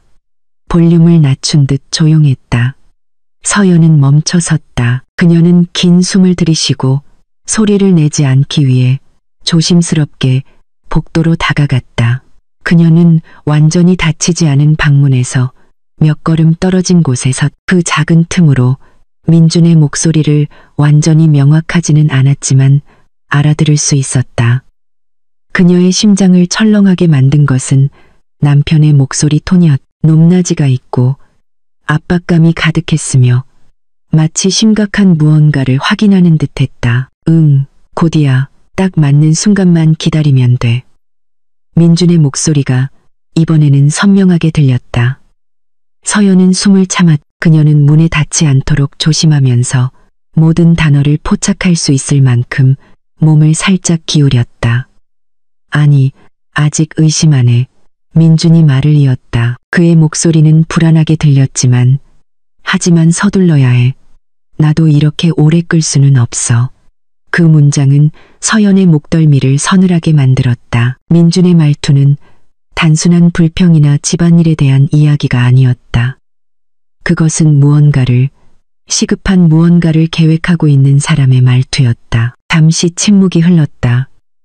전화기 너머의 소리는 들리지 않았지만 서연은 대화의 방향을 느낄 수 있었고 그것은 그녀의 속을 메스껍게 만들었다. 민준이 서성거리자 방바닥이 살짝 삐걱거렸다. 어제 시도해봤는데 그래, 그 일은 실수였어. 그녀가 마시면 안 되는 거였는데 서연은 몸에 힘이 빠지는 것을 느꼈다. 그녀는 균형을 잡기 위해 벽을 짚었다. 민주는 최 여사에 대해 이야기하고 있었다. 틀림없었다. 일단 참고 기다려. 민준이 다시 말했다. 모든 게 끝나고 돈이 들어오면 원래 계획대로 진행하면 돼. 돈이라는 단어에 서연은 눈을 감았다. 이전 장에서 발견했던 조각들이 이제 하나의 완전한 그림으로 맞춰졌다. 동기, 계획, 그동안 그녀가 의심했던 작은 행동들, 모든 것이 한 점으로 향하고 있었다. 그녀의 목숨이 목표였다. 민준이 목소리를 낮췄다. 서연은 더 가까이 몸을 기울여야 했다. 걱정 마. 그녀가 뭘 할 틈도 없을 거야. 내가 확실히 할게. 난 그냥 다른 방법을 찾아야 해. 다른 방법. 서연은 팔에 소름이 돋는 것을 느꼈다. 그 단어는 단순한 계획이 아니었다. 명백한 위협이었다. 민주는 더 이상 남편처럼 들리지 않았다. 그는 가능성을 계산하고 허점을 찾고 자신의 계획이 다시는 실패하지 않도록 확실히 하려는 사람처럼 들렸다. 몇 초간의 침묵 후 민주는 긴 한숨을 내쉬었다. 응, 내일이나 모레. 끝나면 연락할게. 끝나면이라는 단어에 서연은 움찔했다. 그녀는 침을 삼키고 민준이 전화를 끊기 전에 재빨리 몇 걸음 물러났다. 그녀는 가슴이 답답해질 때까지 숨을 깊이 참았다. 만약 민준이 나왔을 때 그녀가 복도에 계속 서 있었다면 모든 것이 엉망이 되었을 것이다. 서연은 거실로 돌아와 앉아서 휴대폰을 만지는 척했다. 몇 초 후 방문이 열렸다. 민준은 잔뜩 긴장한 얼굴로 나왔지만 그의 눈이 서연과 마주쳤을 때 그는 억지로 지은 듯한 작은 미소를 지었다. 아직 안 잤어? 그가 물었다. 서연은 고개를 저었다. 아직 피곤해서 좀 쉬려고요. 민주는 냉장고로 걸어가 물을 꺼냈다. 서연은 그의 모든 움직임을 관찰했다. 그가 숨을 쉬는 방식, 서연을 너무 오래 쳐다보지 않는 방식, 손가락이 약간 떨리는 방식, 모든 것이 한 가지를 확신시켜 주었다. 민주는 큰 계획을 실행 중이었고 그 계획이 다시 실패할까봐 두려워하고 있었다. 서연은 아무 말도 하지 않았다. 그녀는 그저 희미하게 미소 지었다. 오빠, 내일 어머님 잠깐 뵈러 가고 싶어요. 그녀는 자연스럽게 들리도록 노력하며 말했다. 아, 그래? 민준이 짧게 대답했다. 반대도, 질문도 없었다. 오히려 그것이 서연을 더욱 확신하게 만들었다. 민주는 다른 계획에 너무 집중한 나머지 사소한 일에는 신경 쓰지 않고 있었다. 그날 밤 민준이 먼저 방에 들어간 후 서연은 거실에 남았다. 그녀는 작은 쿠션을 껴안고 손끝에서 미세한 떨림을 느꼈다. 단순한 두려움 때문이 아니라 더 이상 그 집에 사는 것이 안전하지 않다는 깨달음 때문이었다. 집안 구석구석이 함정처럼 느껴졌고 모든 물건이 위협처럼 느껴졌다. 그리고 민준의 모든 숨결이 카운트다운처럼 느껴졌다. 그녀는 눈을 감고 마음속으로 결정을 내렸다. 민준보다 더 빨리 움직여야 했다. 보호를 찾아야 했다. 그리고 남편 모르게 해야 했다. 그 대화 이후 서연은 한 가지를 확실히 알았기 때문이다. 만약 그녀가 가만히 있는다면 그녀는 살아남지 못할 것이다. 그날 아침 서연은 평소보다 일찍 일어났다. 머릿속은 여전히 전날 밤의 목소리들로 가득했다. 민준의 목소리, 압박감 넘치는 말투, 숨겨진 위협, 그리고 그가 거의 실행에 옮길 뻔했던 계획. 모든 단어가 아직도 귀에 선명했. 심장은 두근거렸지만 생각은 두려움보다 더 빨리 움직였다. 그녀는 한 가지를 알았다. 살아남고 싶다면 단순한 추측이나 예감이 아닌 증거가 필요했다. 녹음 파일, 서류, 그리고 민준이 정말로 자신을 해치려 했다는 것을 보여줄 수 있는 모든 것이 필요했다. 서연은 침대 가장자리에 앉아 휴대폰을 바라보았다. 그녀는 음성 녹음 앱을 열어 배터리가 가득 찼는지 확인했다. 실수를 해서는 안 되었다. 첫째, 다음 대화가 민준 모르게 녹음될 수 있도록 해야 했다. 둘째, 가장 중요한 물건, 즉 최 여사도 자신도 마시지 않은 아보카도 주스 잔여물을 확보해야 했다. 그녀는 방문을 힐끗 보았다. 민준은 아직 자고 있었고 피곤하고 불안해 보였다. 그의 몸은 마치 전날 밤의 계획에 여전히 갇혀 있는 것처럼 가끔 작게 움직였. 시간을 낭비하지 않고 서연은 조용히 일어서서 최대한 소리 나지 않게 방문을 열었다. 주방 냉장고에는 아직 그녀가 버리지 않은 주스 컵이 보관되어 있었다. 그것이 첫 번째 증거물이었다. 그녀는 냉장고 문을 열고 컵 안의 액체를 보았다. 물과 아보카도 섬유질 부분이 분리되기 시작했고 향도 약간 변했지만 어제 그녀를 의심하게 만들었던 이상한 냄새의 흔적은 여전히 남아 있었다. 서연은 침을 삼켰다. 그녀는 서랍에서 작은 비닐봉지 2개를 꺼내 컵을 열었. 그녀는 주스 액체를 각 봉지에 조심스럽게 넣고 의심스럽게 보이지 않도록 컵에 약간 남겨두었다. 그녀는 봉지를 단단히 묶어 평소 양념을 보관하는 데 사용하는 작은 용기에 넣었다. 눈에 띄지 않고 의심스럽지 않으며 안전했. 그 용기는 소스병과 잼 뒤 냉장고 뒷부분에 두었다. 민주는 냉장고 속을 그렇게 자세히 본 적이 없었으므로 그곳은 비교적 안전했다. 첫 번째 증거를 확보한 후 서연은 식탁으로 돌아와 휴대폰을 집었다. 그녀는 민준과 거리를 두어야 했지만 대화를 포착할 수 있을 만큼 가까워야 했다. 하지만 그 전에 그녀는 민준이 자신의 계획과 관련된 무언가에 대해 이야기하도록 유도해야 했다. 그저 우연에만 의존할 수는 없었다. 그녀는 휴대폰을 들고 생각했다. 무엇이 그를 말하게 할 수 있을까? 민준은 압박을 받고 있었다. 그 같은 사람은 보통 계획이 틀어졌을 때 반응할 것이다. 그리고 무엇이 그의 계획을 틀어지게 했는가? 최 여사의 상태였다. 서연은 전략을 세웠다. 30분 후 민준이 잠에서 깼을 때 그의 발걸음은 무겁게 주방으로 향했다. 그는 잠을 제대로 자지 못한 듯했. 아마도 점점 더 시급해지는 계획을 생각하느라 그랬을 것이다. 서연은 희미한 미소로 그를 맞이했다. 두려움을 보여서는 안 되었다. 오빠, 그녀가 따뜻한 차를 준비하며 조용히 말했다. 어머니가 걱정돼요. 어젯밤에 악몽을 꿨어요. 민준이 멈춰섰다. 그의 얼굴이 살짝 굳었다. 무슨 꿈? 서연은 한숨을 쉬며 마치 불안을 억누르는 것처럼 말했다. 어머니 상태가 더 나빠지는 꿈이요. 우리 할 얘기가 좀 있는 것 같아요. 민준은 바로 대답하지 않았다. 서연은 휴대폰을 화면이 아래로 향하게 하여 테이블 위에 두었다. 마치 아무렇게나 놓은 것처럼 보였지만 실은 아까부터 녹음 버튼을 눌러둔 상태였다. 서연아, 민준이 무거운 목소리로 말했다. 나 지금 스트레스 받아. 더 이상 골치 아프게 하지 마. 바로 그 말투에서 서연은 자신이 올바른 부분을 건드렸다는 것을 알았다. 오빠, 만약 어머니께 무슨 일이 생기면 그건 제 잘못 아니죠? 민준의 몸이 굳었다. 무슨 뜻이야? 그 주스요. 서연은 숨을 참으며 자신의 말이 자연스럽게 들리도록 했다. 그냥 오빠가 오해할까봐 무서워서요. 민준은 의자를 끌어당겨 앉았다.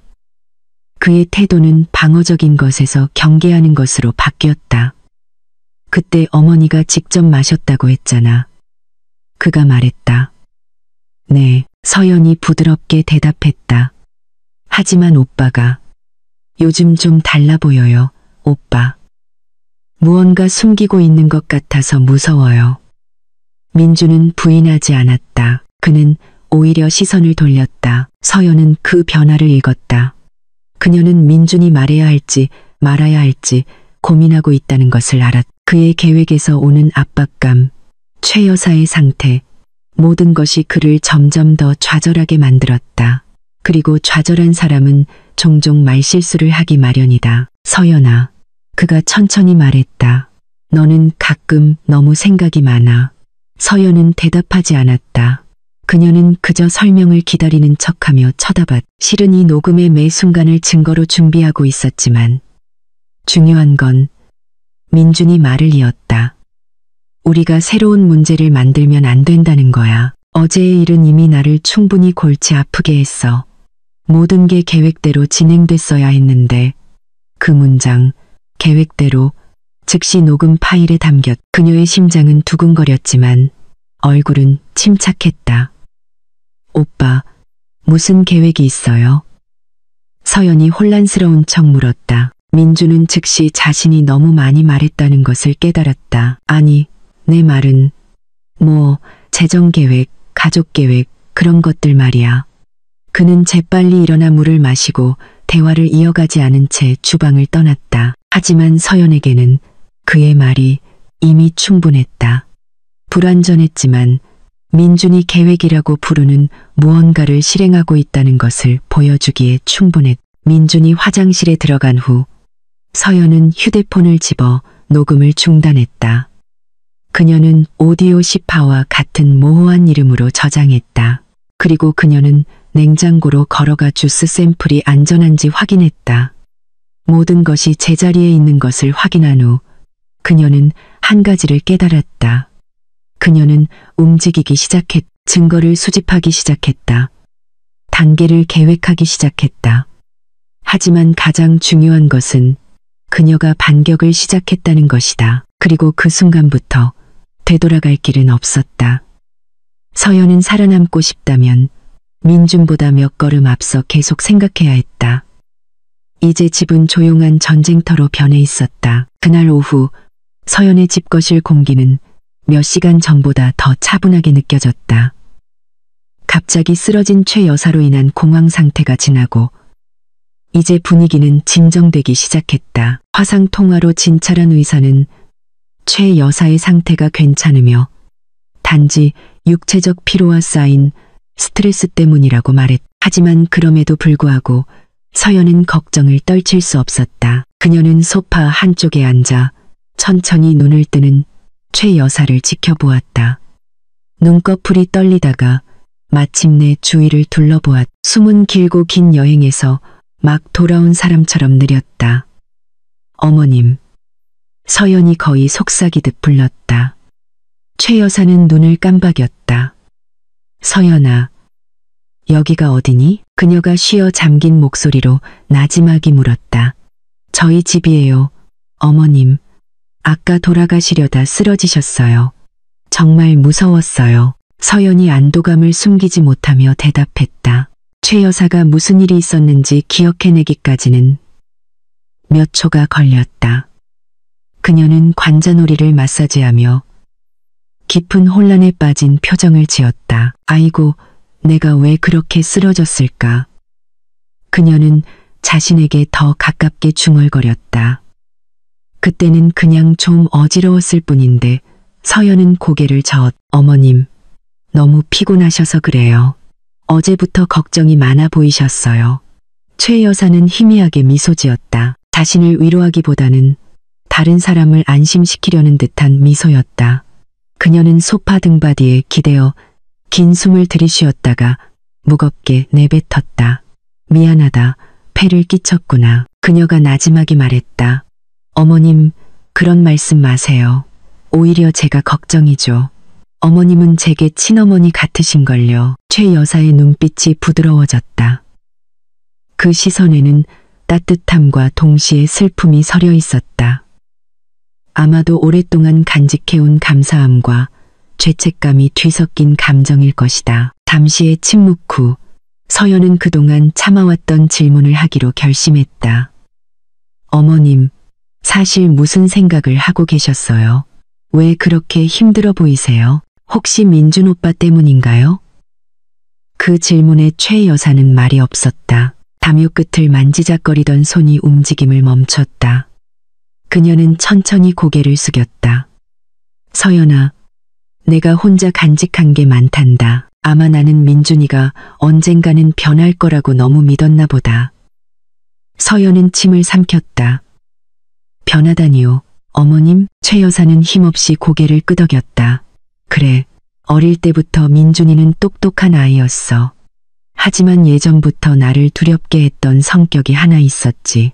야망, 건강한 야망이 아니라 항상 다른 사람보다 위에 있어야 한다고 느끼게 만드는 그런 야망 말이다. 서연은 진지하게 들었다. 이 정보가 완전히 놀랍지는 않았지만 민준의 성격이 그렇게 오래전부터 드러났을 줄은 몰랐다. 예전에 최 여사가 말을 이었다. 걔가 대회에 나가서 이기지 못하면 며칠 동안 화를 내곤 했어.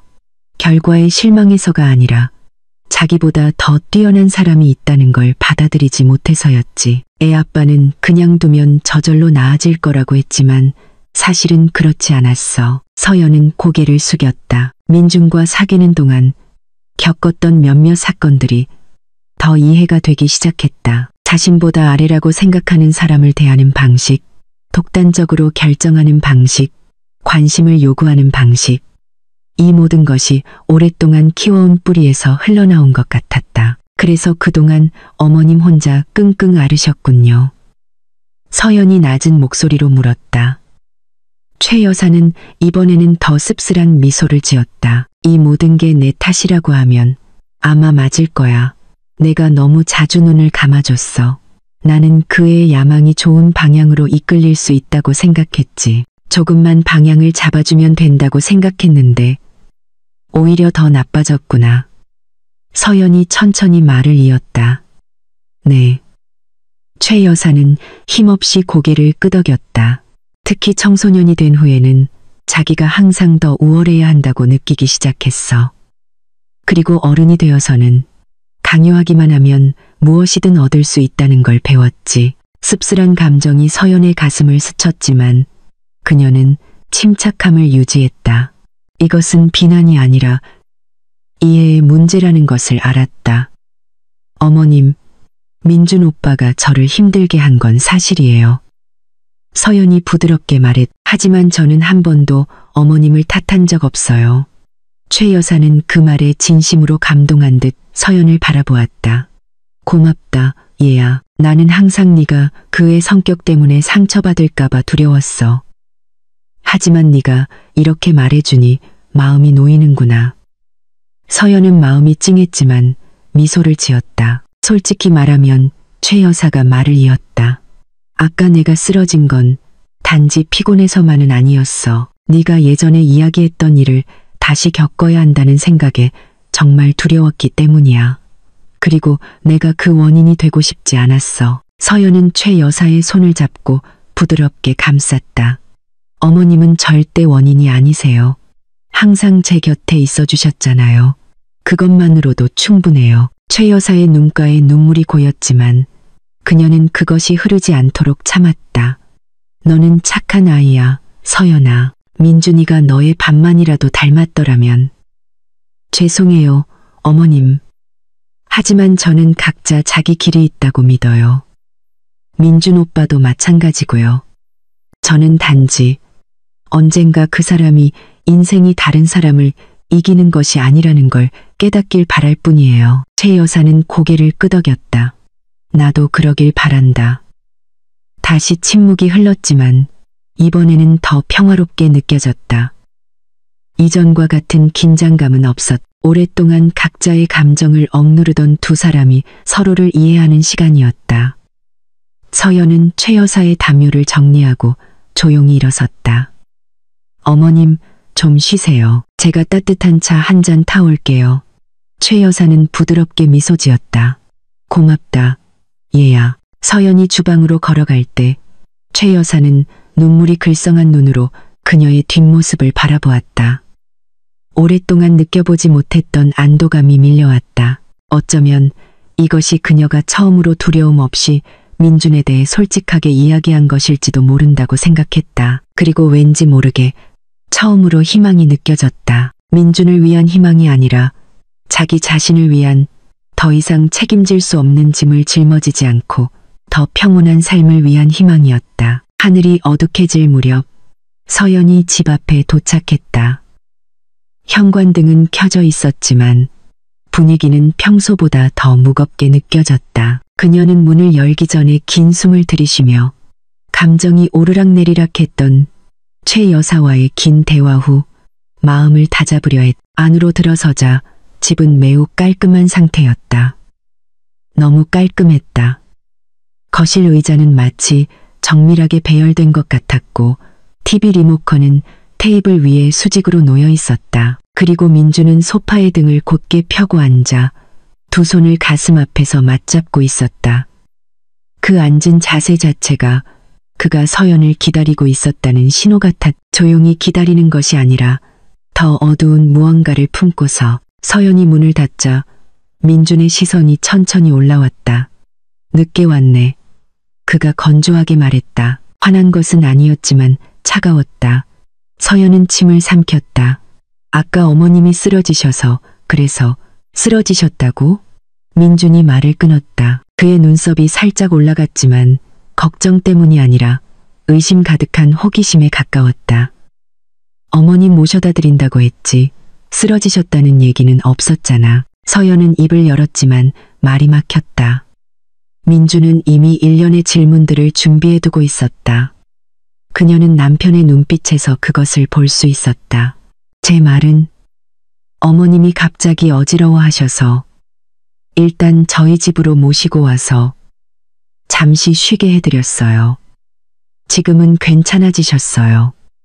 민주는 바로 대답하지 않았다. 그는 서연이 하는 말을 믿을 수 있는지 판단하려는 듯 몇 초간 그녀를 쳐다보았다. 그 분위기만으로도 공기는 무겁게 느껴졌다. 마치 얇은 압박감의 담요가 그들 사이에 드리워진 것 같았다. 당신 불안해 보여.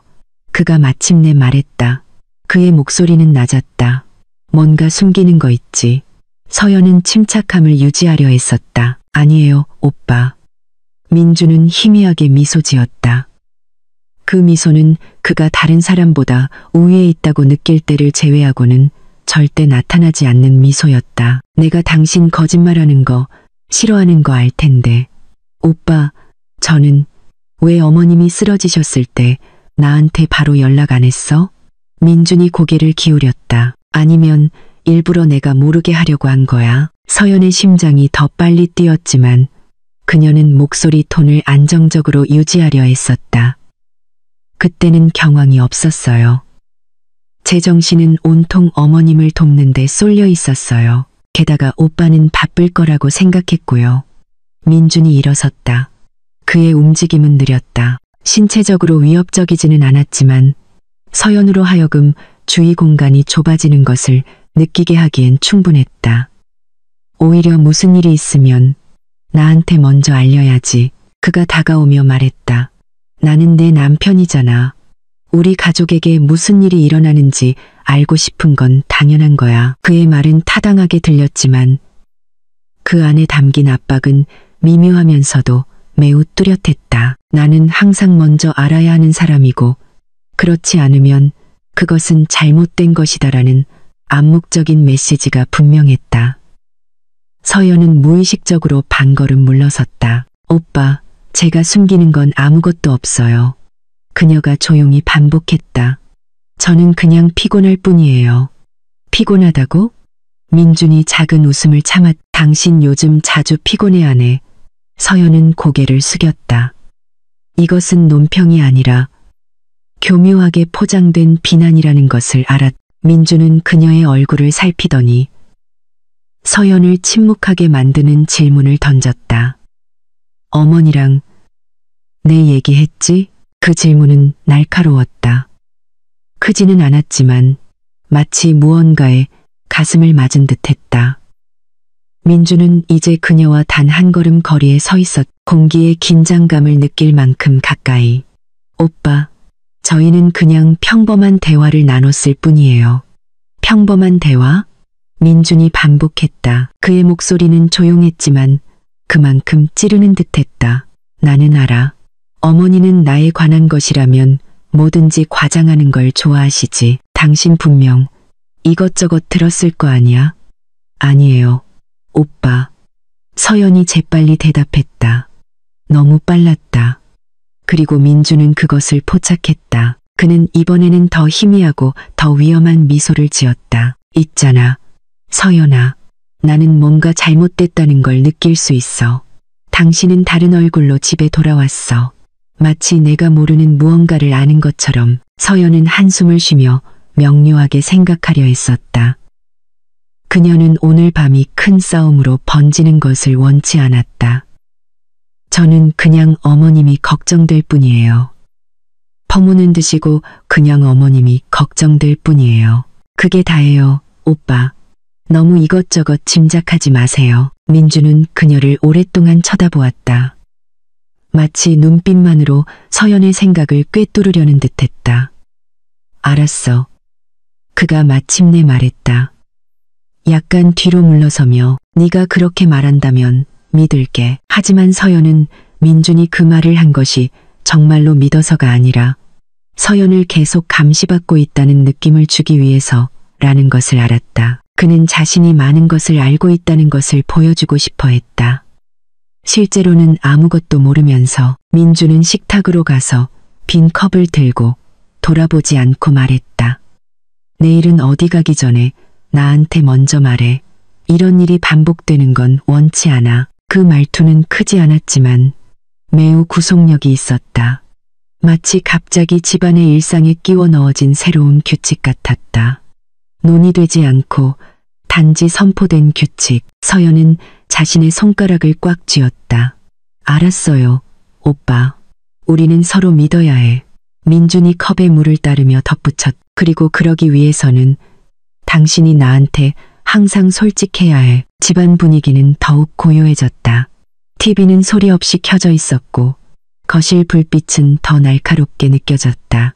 그리고 서연은 점점 더 숨막히는 감정으로 방 한가운데 서 있었다. 민주는 다시 앉았지만 이번에는 TV를 켰다. 마치 모든 것이 괜찮은 것처럼. 이리 와서 앉아. 나랑 같이 좀 있자. 서연은 천천히 걸었다. 모든 걸음이 무겁게 느껴졌다. 그녀는 소파 끝에 앉아 거리를 두었지만 더 이상의 의심을 사지 않도록 너무 멀리 앉지는 않았다. 그들은 정말로 보는 것이 아니라 TV 화면을 응시했다. 민주는 가끔 그녀를 힐끗 쳐다봤지만 서연이 편히 숨 쉴 수 없게 할 만큼 자주였다. 고함도 극단적인 행동도 없었지만 그 압박은 어떤 것보다 더 현실적이었다. 그리고 그날 밤 처음으로 서연은 침묵이 두려움으로 채워질 때 한 집이 얼마나 고요하게 들릴 수 있는지 깨달았다. 그날 아침 공기는 평소보다 더 무겁게 느껴졌다. 서연은 병원 대기 의자에 앉아 안절부절 못하며 손을 계속 움직였다. 추워서가 아니라 온갖 나쁜 가능성으로 머릿속이 가득했기 때문이다. 밤새 제대로 잠을 자지 못하고 민준이 자신의 태도 변화를 눈치채지 못하도록 경계하며 눈만 감고 있었다. 그녀가 몰래 보관했던 주스 샘플은 마침내 김 원장의 허락하에 병원 검사실에서 검사를 받았다. 그리고 오늘 아침 그녀는 결과를 듣기 위해 호출되었다. 원장실 문이 천천히 열리고 김 원장이 나와 작은 고갯짓으로 서연에게 들어오라는 신호를 보냈다. 서연은 일어서서 옷매무새를 가다듬고 점점 더 답답해지는 가슴을 안고 안으로 들어갔다. 방은 조용하고 간소했다. 의료 서류들이 선반에 깔끔하게 정리되어 있었고 희미한 의료용 알코올 냄새가 공기를 채웠다. 김 원장은 책상 뒤에 앉아 있었다. 그의 얼굴은 심각했지만 긴장한 것은 아니었다. 오히려 신중하게 말을 고르려는 사람 같았다. 앉으세요, 서연 씨. 그가 말했다. 서연은 천천히 앉았다. 그녀 앞에는 이미 열려있는 파란색 서류철이 하나 있었다. 그 서류철에는 분명 김 원장이 그녀를 특별히 부르게 만든 결과가 들어있었다. 원장님, 결과가 나왔나요? 서연의 목소리가 약간 떨렸다. 김 원장은 조용히 고개를 끄덕였다. 네, 나왔습니다. 오해가 없도록 제가 직접 설명해드리고 싶었습니다. 그는 서류철을 돌려 표와 검사실 기록이 담긴 첫 페이지를 보여주었다. 가정용 음료에 있어서는 안 될 화학물질 성분이 발견되었습니다. 그가 절제된 목소리로 말했다. 함량은 높지 않지만 일부 사람들에게는 현기증, 메스꺼움, 심지어 의식 상실을 유발하기에 충분합니다. 서연은 목덜미에 소름이 돋는 것을 느꼈다. 그럼 독이라는 건가요? 김 원장은 바로 대답하지 않았다. 그는 책상 위에서 두 손을 깍지 끼고 매우 조심스러운 눈빛으로 서연을 바라보았다. 의학적으로 그 물질은 경미한 독극물로 분류됩니다. 한 번 섭취로 치명적이지는 않지만 반복적으로 투여될 경우 위험합니다. 서연의 무릎에 힘이 풀리는 것 같았다. 그녀는 떨리는 것을 보이지 않기 위해 의자 끝을 꽉 잡았. 원장님, 어머님은요? 쓰러지신 게 그것 때문인가요? 그럴 가능성이 큽니다. 김 원장이 대답했다. 어머님에게 나타난 증상이 그 물질의 효과와 일치합니다. 특히 당신이 전해준 이야기에 따르면 그 주스를 드셨다고 했죠? 서연은 힘없이 고개를 끄덕였다. 목이 마르는 것 같았다. 잠시 동안 에어컨 소리만 희미하게 들리는 침묵이 흘렀다. 그리고 서연은 용기를 내어 물었다. 만약 원래 목표가 저였다면 제가 마시지 않았기 때문에 증상을 느끼지 못했을 가능성이 있을까요? 김 원장은 그 질문에 놀라지 않았다. 그는 이미 서연의 걱정의 방향을 짐작하고 있었다. 그렇게 가정할 수 있습니다. 그가 부드럽게 말했다. 만약 누군가 당신을 위해 그 음료를 준비했고 당신이 섭취하지 않았다면 증상은 나타나지 않았을 겁니다. 하지만 서연 씨, 너무 빨리 결론을 내려서는 안 됩니다. 증거를 제대로 수집해야 합니다. 서연은 깊은 숨을 들이쉬었다. 알겠습니다. 원장님. 좋습니다. 김 원장은 그 파란색 서류철을 서연에게 건넸다. 이것은 검사 결과 사본입니다. 잘 보관하세요. 아직 안전하지 않다고 느끼신다면 누구에게도 보여주지 마세요. 서연은 두 손으로 그 서류철을 받았다. 실제보다 더 무겁게 느껴졌. 그 안에는 검사실 결과지뿐만 아니라 그동안 그녀가 조용히 걱정해왔던 사실이 담겨 있었기 때문이다. 김 원장이 말을 이었다. 상황이 어려울 수 있다는 것을 압니다. 하지만 침착함을 유지해야 합니다. 성급하게 행동하지 마세요. 서연은 고개를 끄덕였. 경솔하게 행동하지 않을게요. 만약 법적 조치를 취할 생각이라면 김 원장이 덧붙였다. 검사실 결과뿐만 아니라 강력한 증거가 필요합니다. 당신이 가져온 녹음 파일, 그리고 주스 샘플도 보관하세요. 당신이 증거를 수집하고 있다는 사실을 아무도 모르게 하세요. 그의 목소리는 여전히 전문적이었고 훈계하거나 감정적으로 휩쓸리지 않았다. 그는 자신의 환자가 의학적으로나 정신적으로 안전한지 확인하고 싶어하는 의사처럼 말했다. 서연 씨, 그가 다시 더 부드럽게 말했다. 집에서 안전하다고 느끼십니까? 그 질문에 서연은 말이 없었다. 네라고 대답하고 싶었지만 현실은 그렇지 않았다. 민준이 그녀의 모든 행동에 대해 과도한 의심을 보이기 시작한 그날 밤부터 그녀는 안전하다고 느끼지 못했다. 가끔은요. 아니요. 서연이 나지막이 대답했다. 지금으로서는 그게 가장 중요합니다. 김 원장이 말했다.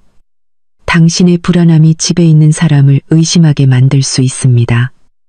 평소처럼 행동하세요. 그리고 상황이 악화되면 저에게 연락하세요. 제가 여러분의 가족 주치의로서 제 능력 안에서 돕겠습니다.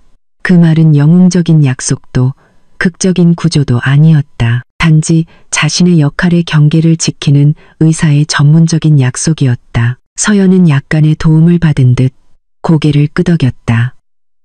감사합니다, 원장님.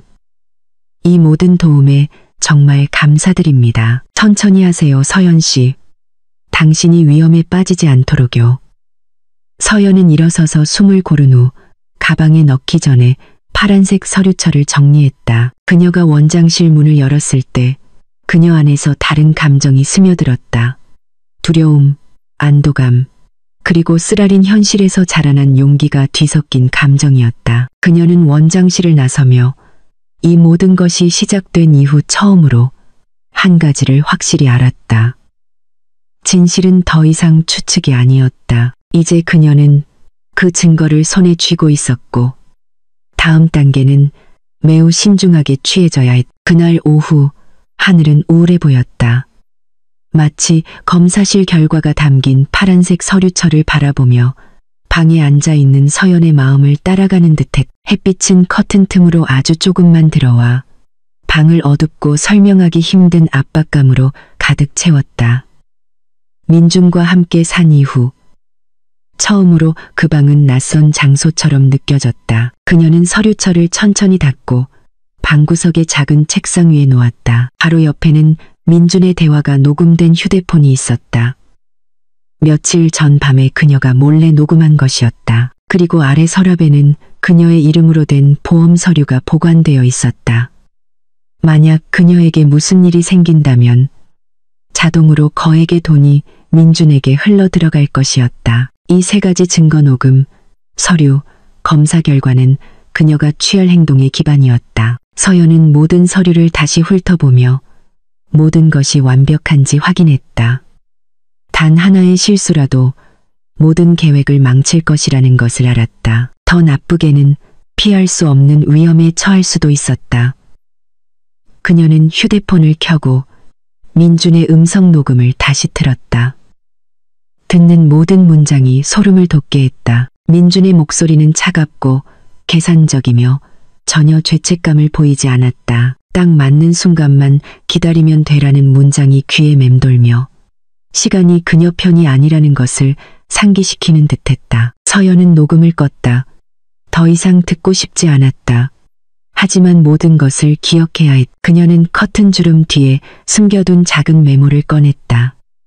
그곳에 그녀는 몇 가지 요점을 적어두었다. 민준이 누군가와 통화한 시간, 그의 태도가 변한 시점, 주스 시도가 있었던 때, 그리고 최 여사가 쓰러졌던 순간까지. 그 메모는 단순한 요약이 아니라 나중에 서연이 당국에 제출할 경우 강력한 증거가 될 시간의 연속이었다.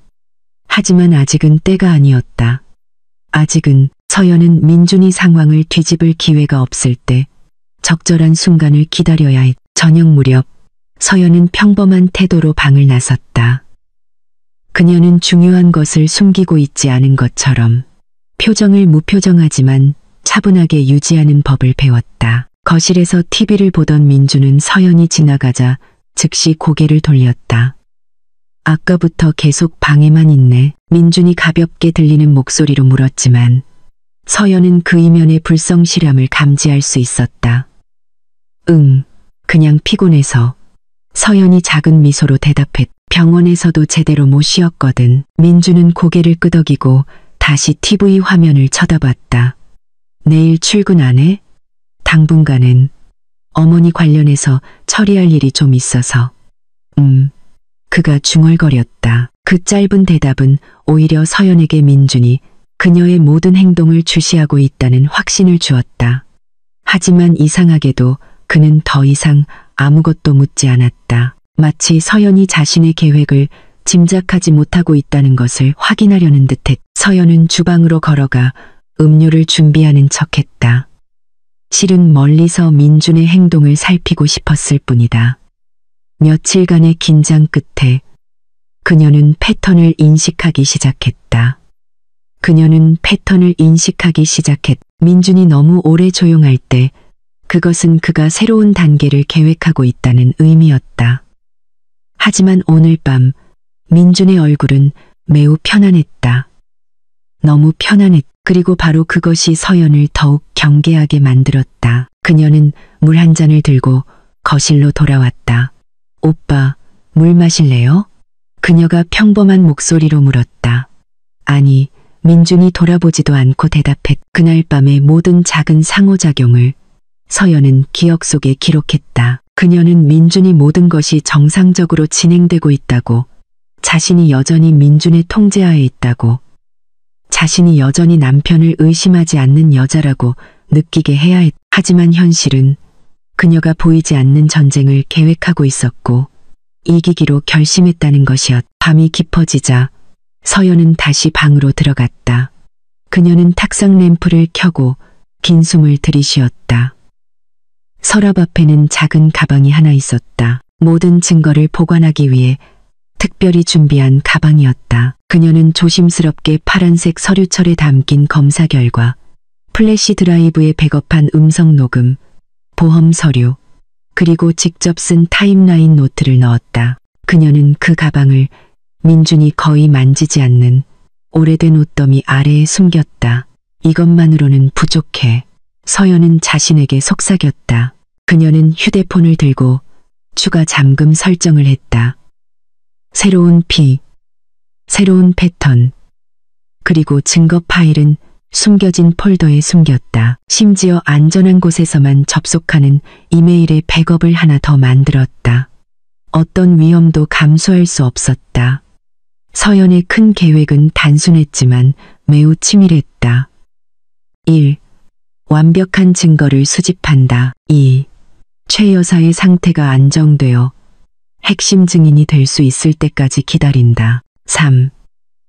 민준이 집에 없을 때 모든 증거를 당국에 제출한다. 4.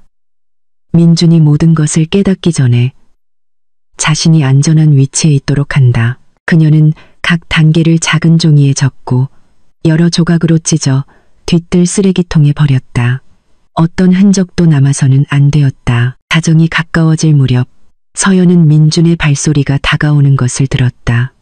그녀는 서둘러 탁상 램프를 끄고 자는 척 누웠다. 방문이 천천히 열렸다. 민준은 문 앞에 서서 서연을 지켜보았다. 그의 숨소리는 조용했지만 감시하는 듯 느껴졌다. 서연은 숨의 리듬을 안정적으로 유지했다. 그녀는 몸이 조금도 움직이지 않도록 참았다. 몇 초처럼 느껴지는 긴 시간이 지난 후 민준은 문을 닫고 멀어졌다. 그 순간 서연은 눈을 떴다. 그녀는 때가 거의 다 왔다는 것을 알았다. 진실이 드러나기까지 한 걸음 남았다. 그리고 그녀는 민준이 자신이 덫에 걸리고 있다는 것을 깨달을 틈이 없도록 해야 했다. 그날 아침 집은 평소보다 더 고요했다. 서연은 일찍 일어났다. 불안해서가 아니라 오늘이 그녀가 조용히 걸어온 긴 여정의 종착점이었기 때문이다. 모든 증거는 밤새 침대 밑에 보관했던 작은 가방 안에 준비되어 있었다. 녹음 파일, 검사 결과, 보험 서류, 그리고 타임라인 노트가 그 안에 깔끔하고 완벽하게 들어 있었다. 그녀는 잠시 거울 앞에 서서 얼굴에 두려움이 보이지 않는지 확인했다. 오늘 그녀는 최대한 침착하고 최대한 굳건하게 보여야 했다. 무슨 일이 일어나든 흔들려서는 안 되었기 때문이다. 그녀가 방을 나왔을 때 민준은 식당에 앉아 휴대폰 화면을 쳐다보고 있었다. 그의 얼굴은 전혀 의심하지 않는 듯했다. 혹은 모든 것이 여전히 자신의 통제하에 있다고 너무 자신하고 있었을지도 모른다. 오빠, 서연이 차분한 목소리로 불렀다. 민준은 고개를 돌렸다. 응, 왜? 우리 얘기 좀 해야 해요. 이번 서연의 말투는 달랐다. 더 단호했지만 여전히 의심을 유발하지는 않았다. 민준의 눈썹이 살짝 올라갔다. 무슨 얘기? 어머님 앞에서요. 서연이 대답했다. 민준은 잠시 말이 없었고 생각에 잠긴 듯했다. 어머니에 대해서? 왜? 무슨 일인데? 네. 그리고 그 주스에 대해서도요. 민준의 가슴이 조금 더 빨리 오르내렸지만 그는 침착해 보이려 했으며 작게 미소 지었다. 이제 그만해. 서연아, 우리 이미 다 지난 일이잖아. 아니요, 오빠. 서연이 그를 똑바로 쳐다보며 대답했다. 저한테 증거가 있어요. 증거라는 단어에 민준의 얼굴이 변했다. 이 모든 것이 시작된 이후 처음으로 그는 정말로 놀란 듯 보였다. 하지만 서연은 그가 변명할 시간을 주지 않았다. 그녀는 최 여사의 방으로 돌아섰고 민준은 따라가는 것 외에 선택의 여지가 없었다. 최 여사는 아직 약해 보였지만 침대에 앉아 있을 수 있었다. 서연이 들어서자 그녀는 작게 미소 지었지만 몇 걸음 뒤에 들어서는 민준을 보자 그 미소는 사라졌다. 이게 무슨 일이니? 최 여사가 낮은 목소리로 물었다. 서연은 그녀 옆에 앉았다. 그녀는 들고 온 작은 가방을 열고 과장된 말 없이 하나씩 증거를 꺼냈다. 파란색 서류철의 검사 결과를 최 여사의 무릎 위에 놓았. 민준의 대화가 녹음된 플래시 드라이브는 작은 테이블 위에 두었다. 보험 서류는 펴서 의심스러운 페이지를 보여주었다. 민준은 그들로부터 몇 걸음 떨어진 곳에 뻣뻣하게 서 있었다. 서연아, 너 이렇게 함부로 의심하면 안 돼. 함부로 의심하는 거 아니에요. 서연이 대답했. 이 모든 게 증거예요. 최 여사는 떨리는 손으로 파란색 서류철을 집었다. 그녀는 몇 줄을 읽고 시선이 놀라움, 상처, 그리고 불신으로 바뀌었다. 민준아, 이게 사실이니? 민준은 입을 열었지만 아무 말도 나오지 않았다. 서연은 조용하지만 분명한 목소리로 말을 이었다. 어머님, 그 독은 실수로 들어간 게 아니에요. 계획된 거였어요. 목표는 저였고요. 단지 어머님이 먼저 드셨을 뿐이에요. 최 여사는 울음을 참으려 입을 막았다. 그녀는 아들을 돌아보았다. 어떤 말보다 더 깊이 베인 듯한 어머니의 시선이었다. 대답해, 민준아. 그녀의 목소리는 떨렸다. 이게 다 무슨 뜻이야? 네가 정말 네 아내를 해치려고 했다는 말이니? 민준은 거친 숨을 내쉬었다. 얼굴이 창백해졌다. 그는 모든 것을 부인하려는 듯 이마를 마사지했다. 하지만 서연이 휴대폰에서 녹음을 틀자 계획과 딱 맞는 순간을 명확하게 논하는 민준의 목소리가 흘러나왔고 더 이상 거짓말할 여지는 없었다. 그는 고개를 숙였다. 어깨가 축 처졌 마치 자신에게 직접적으로 향하는 현실을 더 이상 부인할 수 없는 사람처럼. 저 어쩔 수 없었어요, 어머니. 민준이 나지막이 말했다. 그 돈이 필요했어요. 모든 게 빨리 끝나야 했어요. 어쩔 수 없었다고? 최 여사가 날카로운 목소리로 말을 끊었다. 목소리는 약했지만 너 같은 자식이 어디 있니? 내 아내의 목숨보다 돈이 더 소중해? 민준은 두 손으로 얼굴을 가렸다. 저도 어떻게 해야 할지 몰랐어요. 서연은 그를 과도한 증오 없이 바라보았다. 슬픔, 상실감은 있었지만 폭발적인 분노는 없었다. 그녀는 지난 몇 주 동안 그 단계를 이미 거쳤다. 이제 남은 것은 자신을 살리기 위한 굳건함 뿐이었다. 오빠. 서연이 조용히 말했다. 이 말 잘 들어요. 저는 더 이상 이 집에 살지 않을 거예요. 모든 걸 준비했어요. 제 삶을 다시 안전하게 되찾고 싶어요. 민준은 붉어진 눈으로 서연을 쳐다보았다. 그는 다가가고 싶었지만 서연의 표정을 보자 걸음이 멈췄다. 증오가 아니라 더 이상 고칠 수 있는 것이 없다는 명확함이었다. 서연아, 내가 다 설명할 수 있어. 그가 애원하며 말했다. 아니요, 오빠. 서연이 부드럽지만 단호한 목소리로 대답했다. 설명만으로는 고칠 수 없는 것들이 있어요. 최 여사는 울었. 아파서가 아니라 자신의 아들이 더 이상 알지 못하는 사람으로 변했다는 현실 때문이었다. 민준아, 너는 정말 나를 부끄럽게 하는구나. 서연은 일어섰다. 그녀는 가방을 정리하며 모든 증거가 안전하게 다시 잠겼는지 확인했. 민준은 반걸음 다가갔지만 서연이 그만이라는 표시로 작게 손을 들자 멈췄다. 저는 이 증거를 적절한 기관에 제출할 거예요. 그녀가 말했. 하지만 그 전에 저는 먼저 떠날 거예요. 숨쉴 공간이 필요해요. 아무도 그녀를 막지 못했다. 서연은 방을 나와 집을 나왔다. 그리고 문이 등 뒤에서 닫혔을 때 그녀는 마치 오랫동안 물에 잠겨 있다가 첫 숨을 내쉬는 것 같았다. 하늘은 집안의 긴장감과는 전혀 다르게 맑아 보였다. 오후의 바람이 그녀의 얼굴을 부드럽게 스쳤다. 마치 어렵지만 중요한 발걸음을 내디딘 그녀의 용기에 축하를 보내는 것 같았다. 그녀는 자신에게 속삭였. 때로는 우리를 거의 죽일 뻔한 것을 떠날 용기가 필요해. 그래야 신이 우리를 위해 지켜준 삶을 다시 찾을 수 있으니까. 확고한 발걸음으로 서연은 과거를 뒤로하고 떠났다.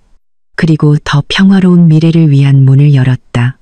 인생에서 정직은 항상 제 길을 찾는다. 그리고 자신의 안전을 선택하는 용기는 주어진 삶에 대한 가장 큰 감사의 형태이다. 서연의 여정을 끝까지 함께 해주셔서 감사합니다.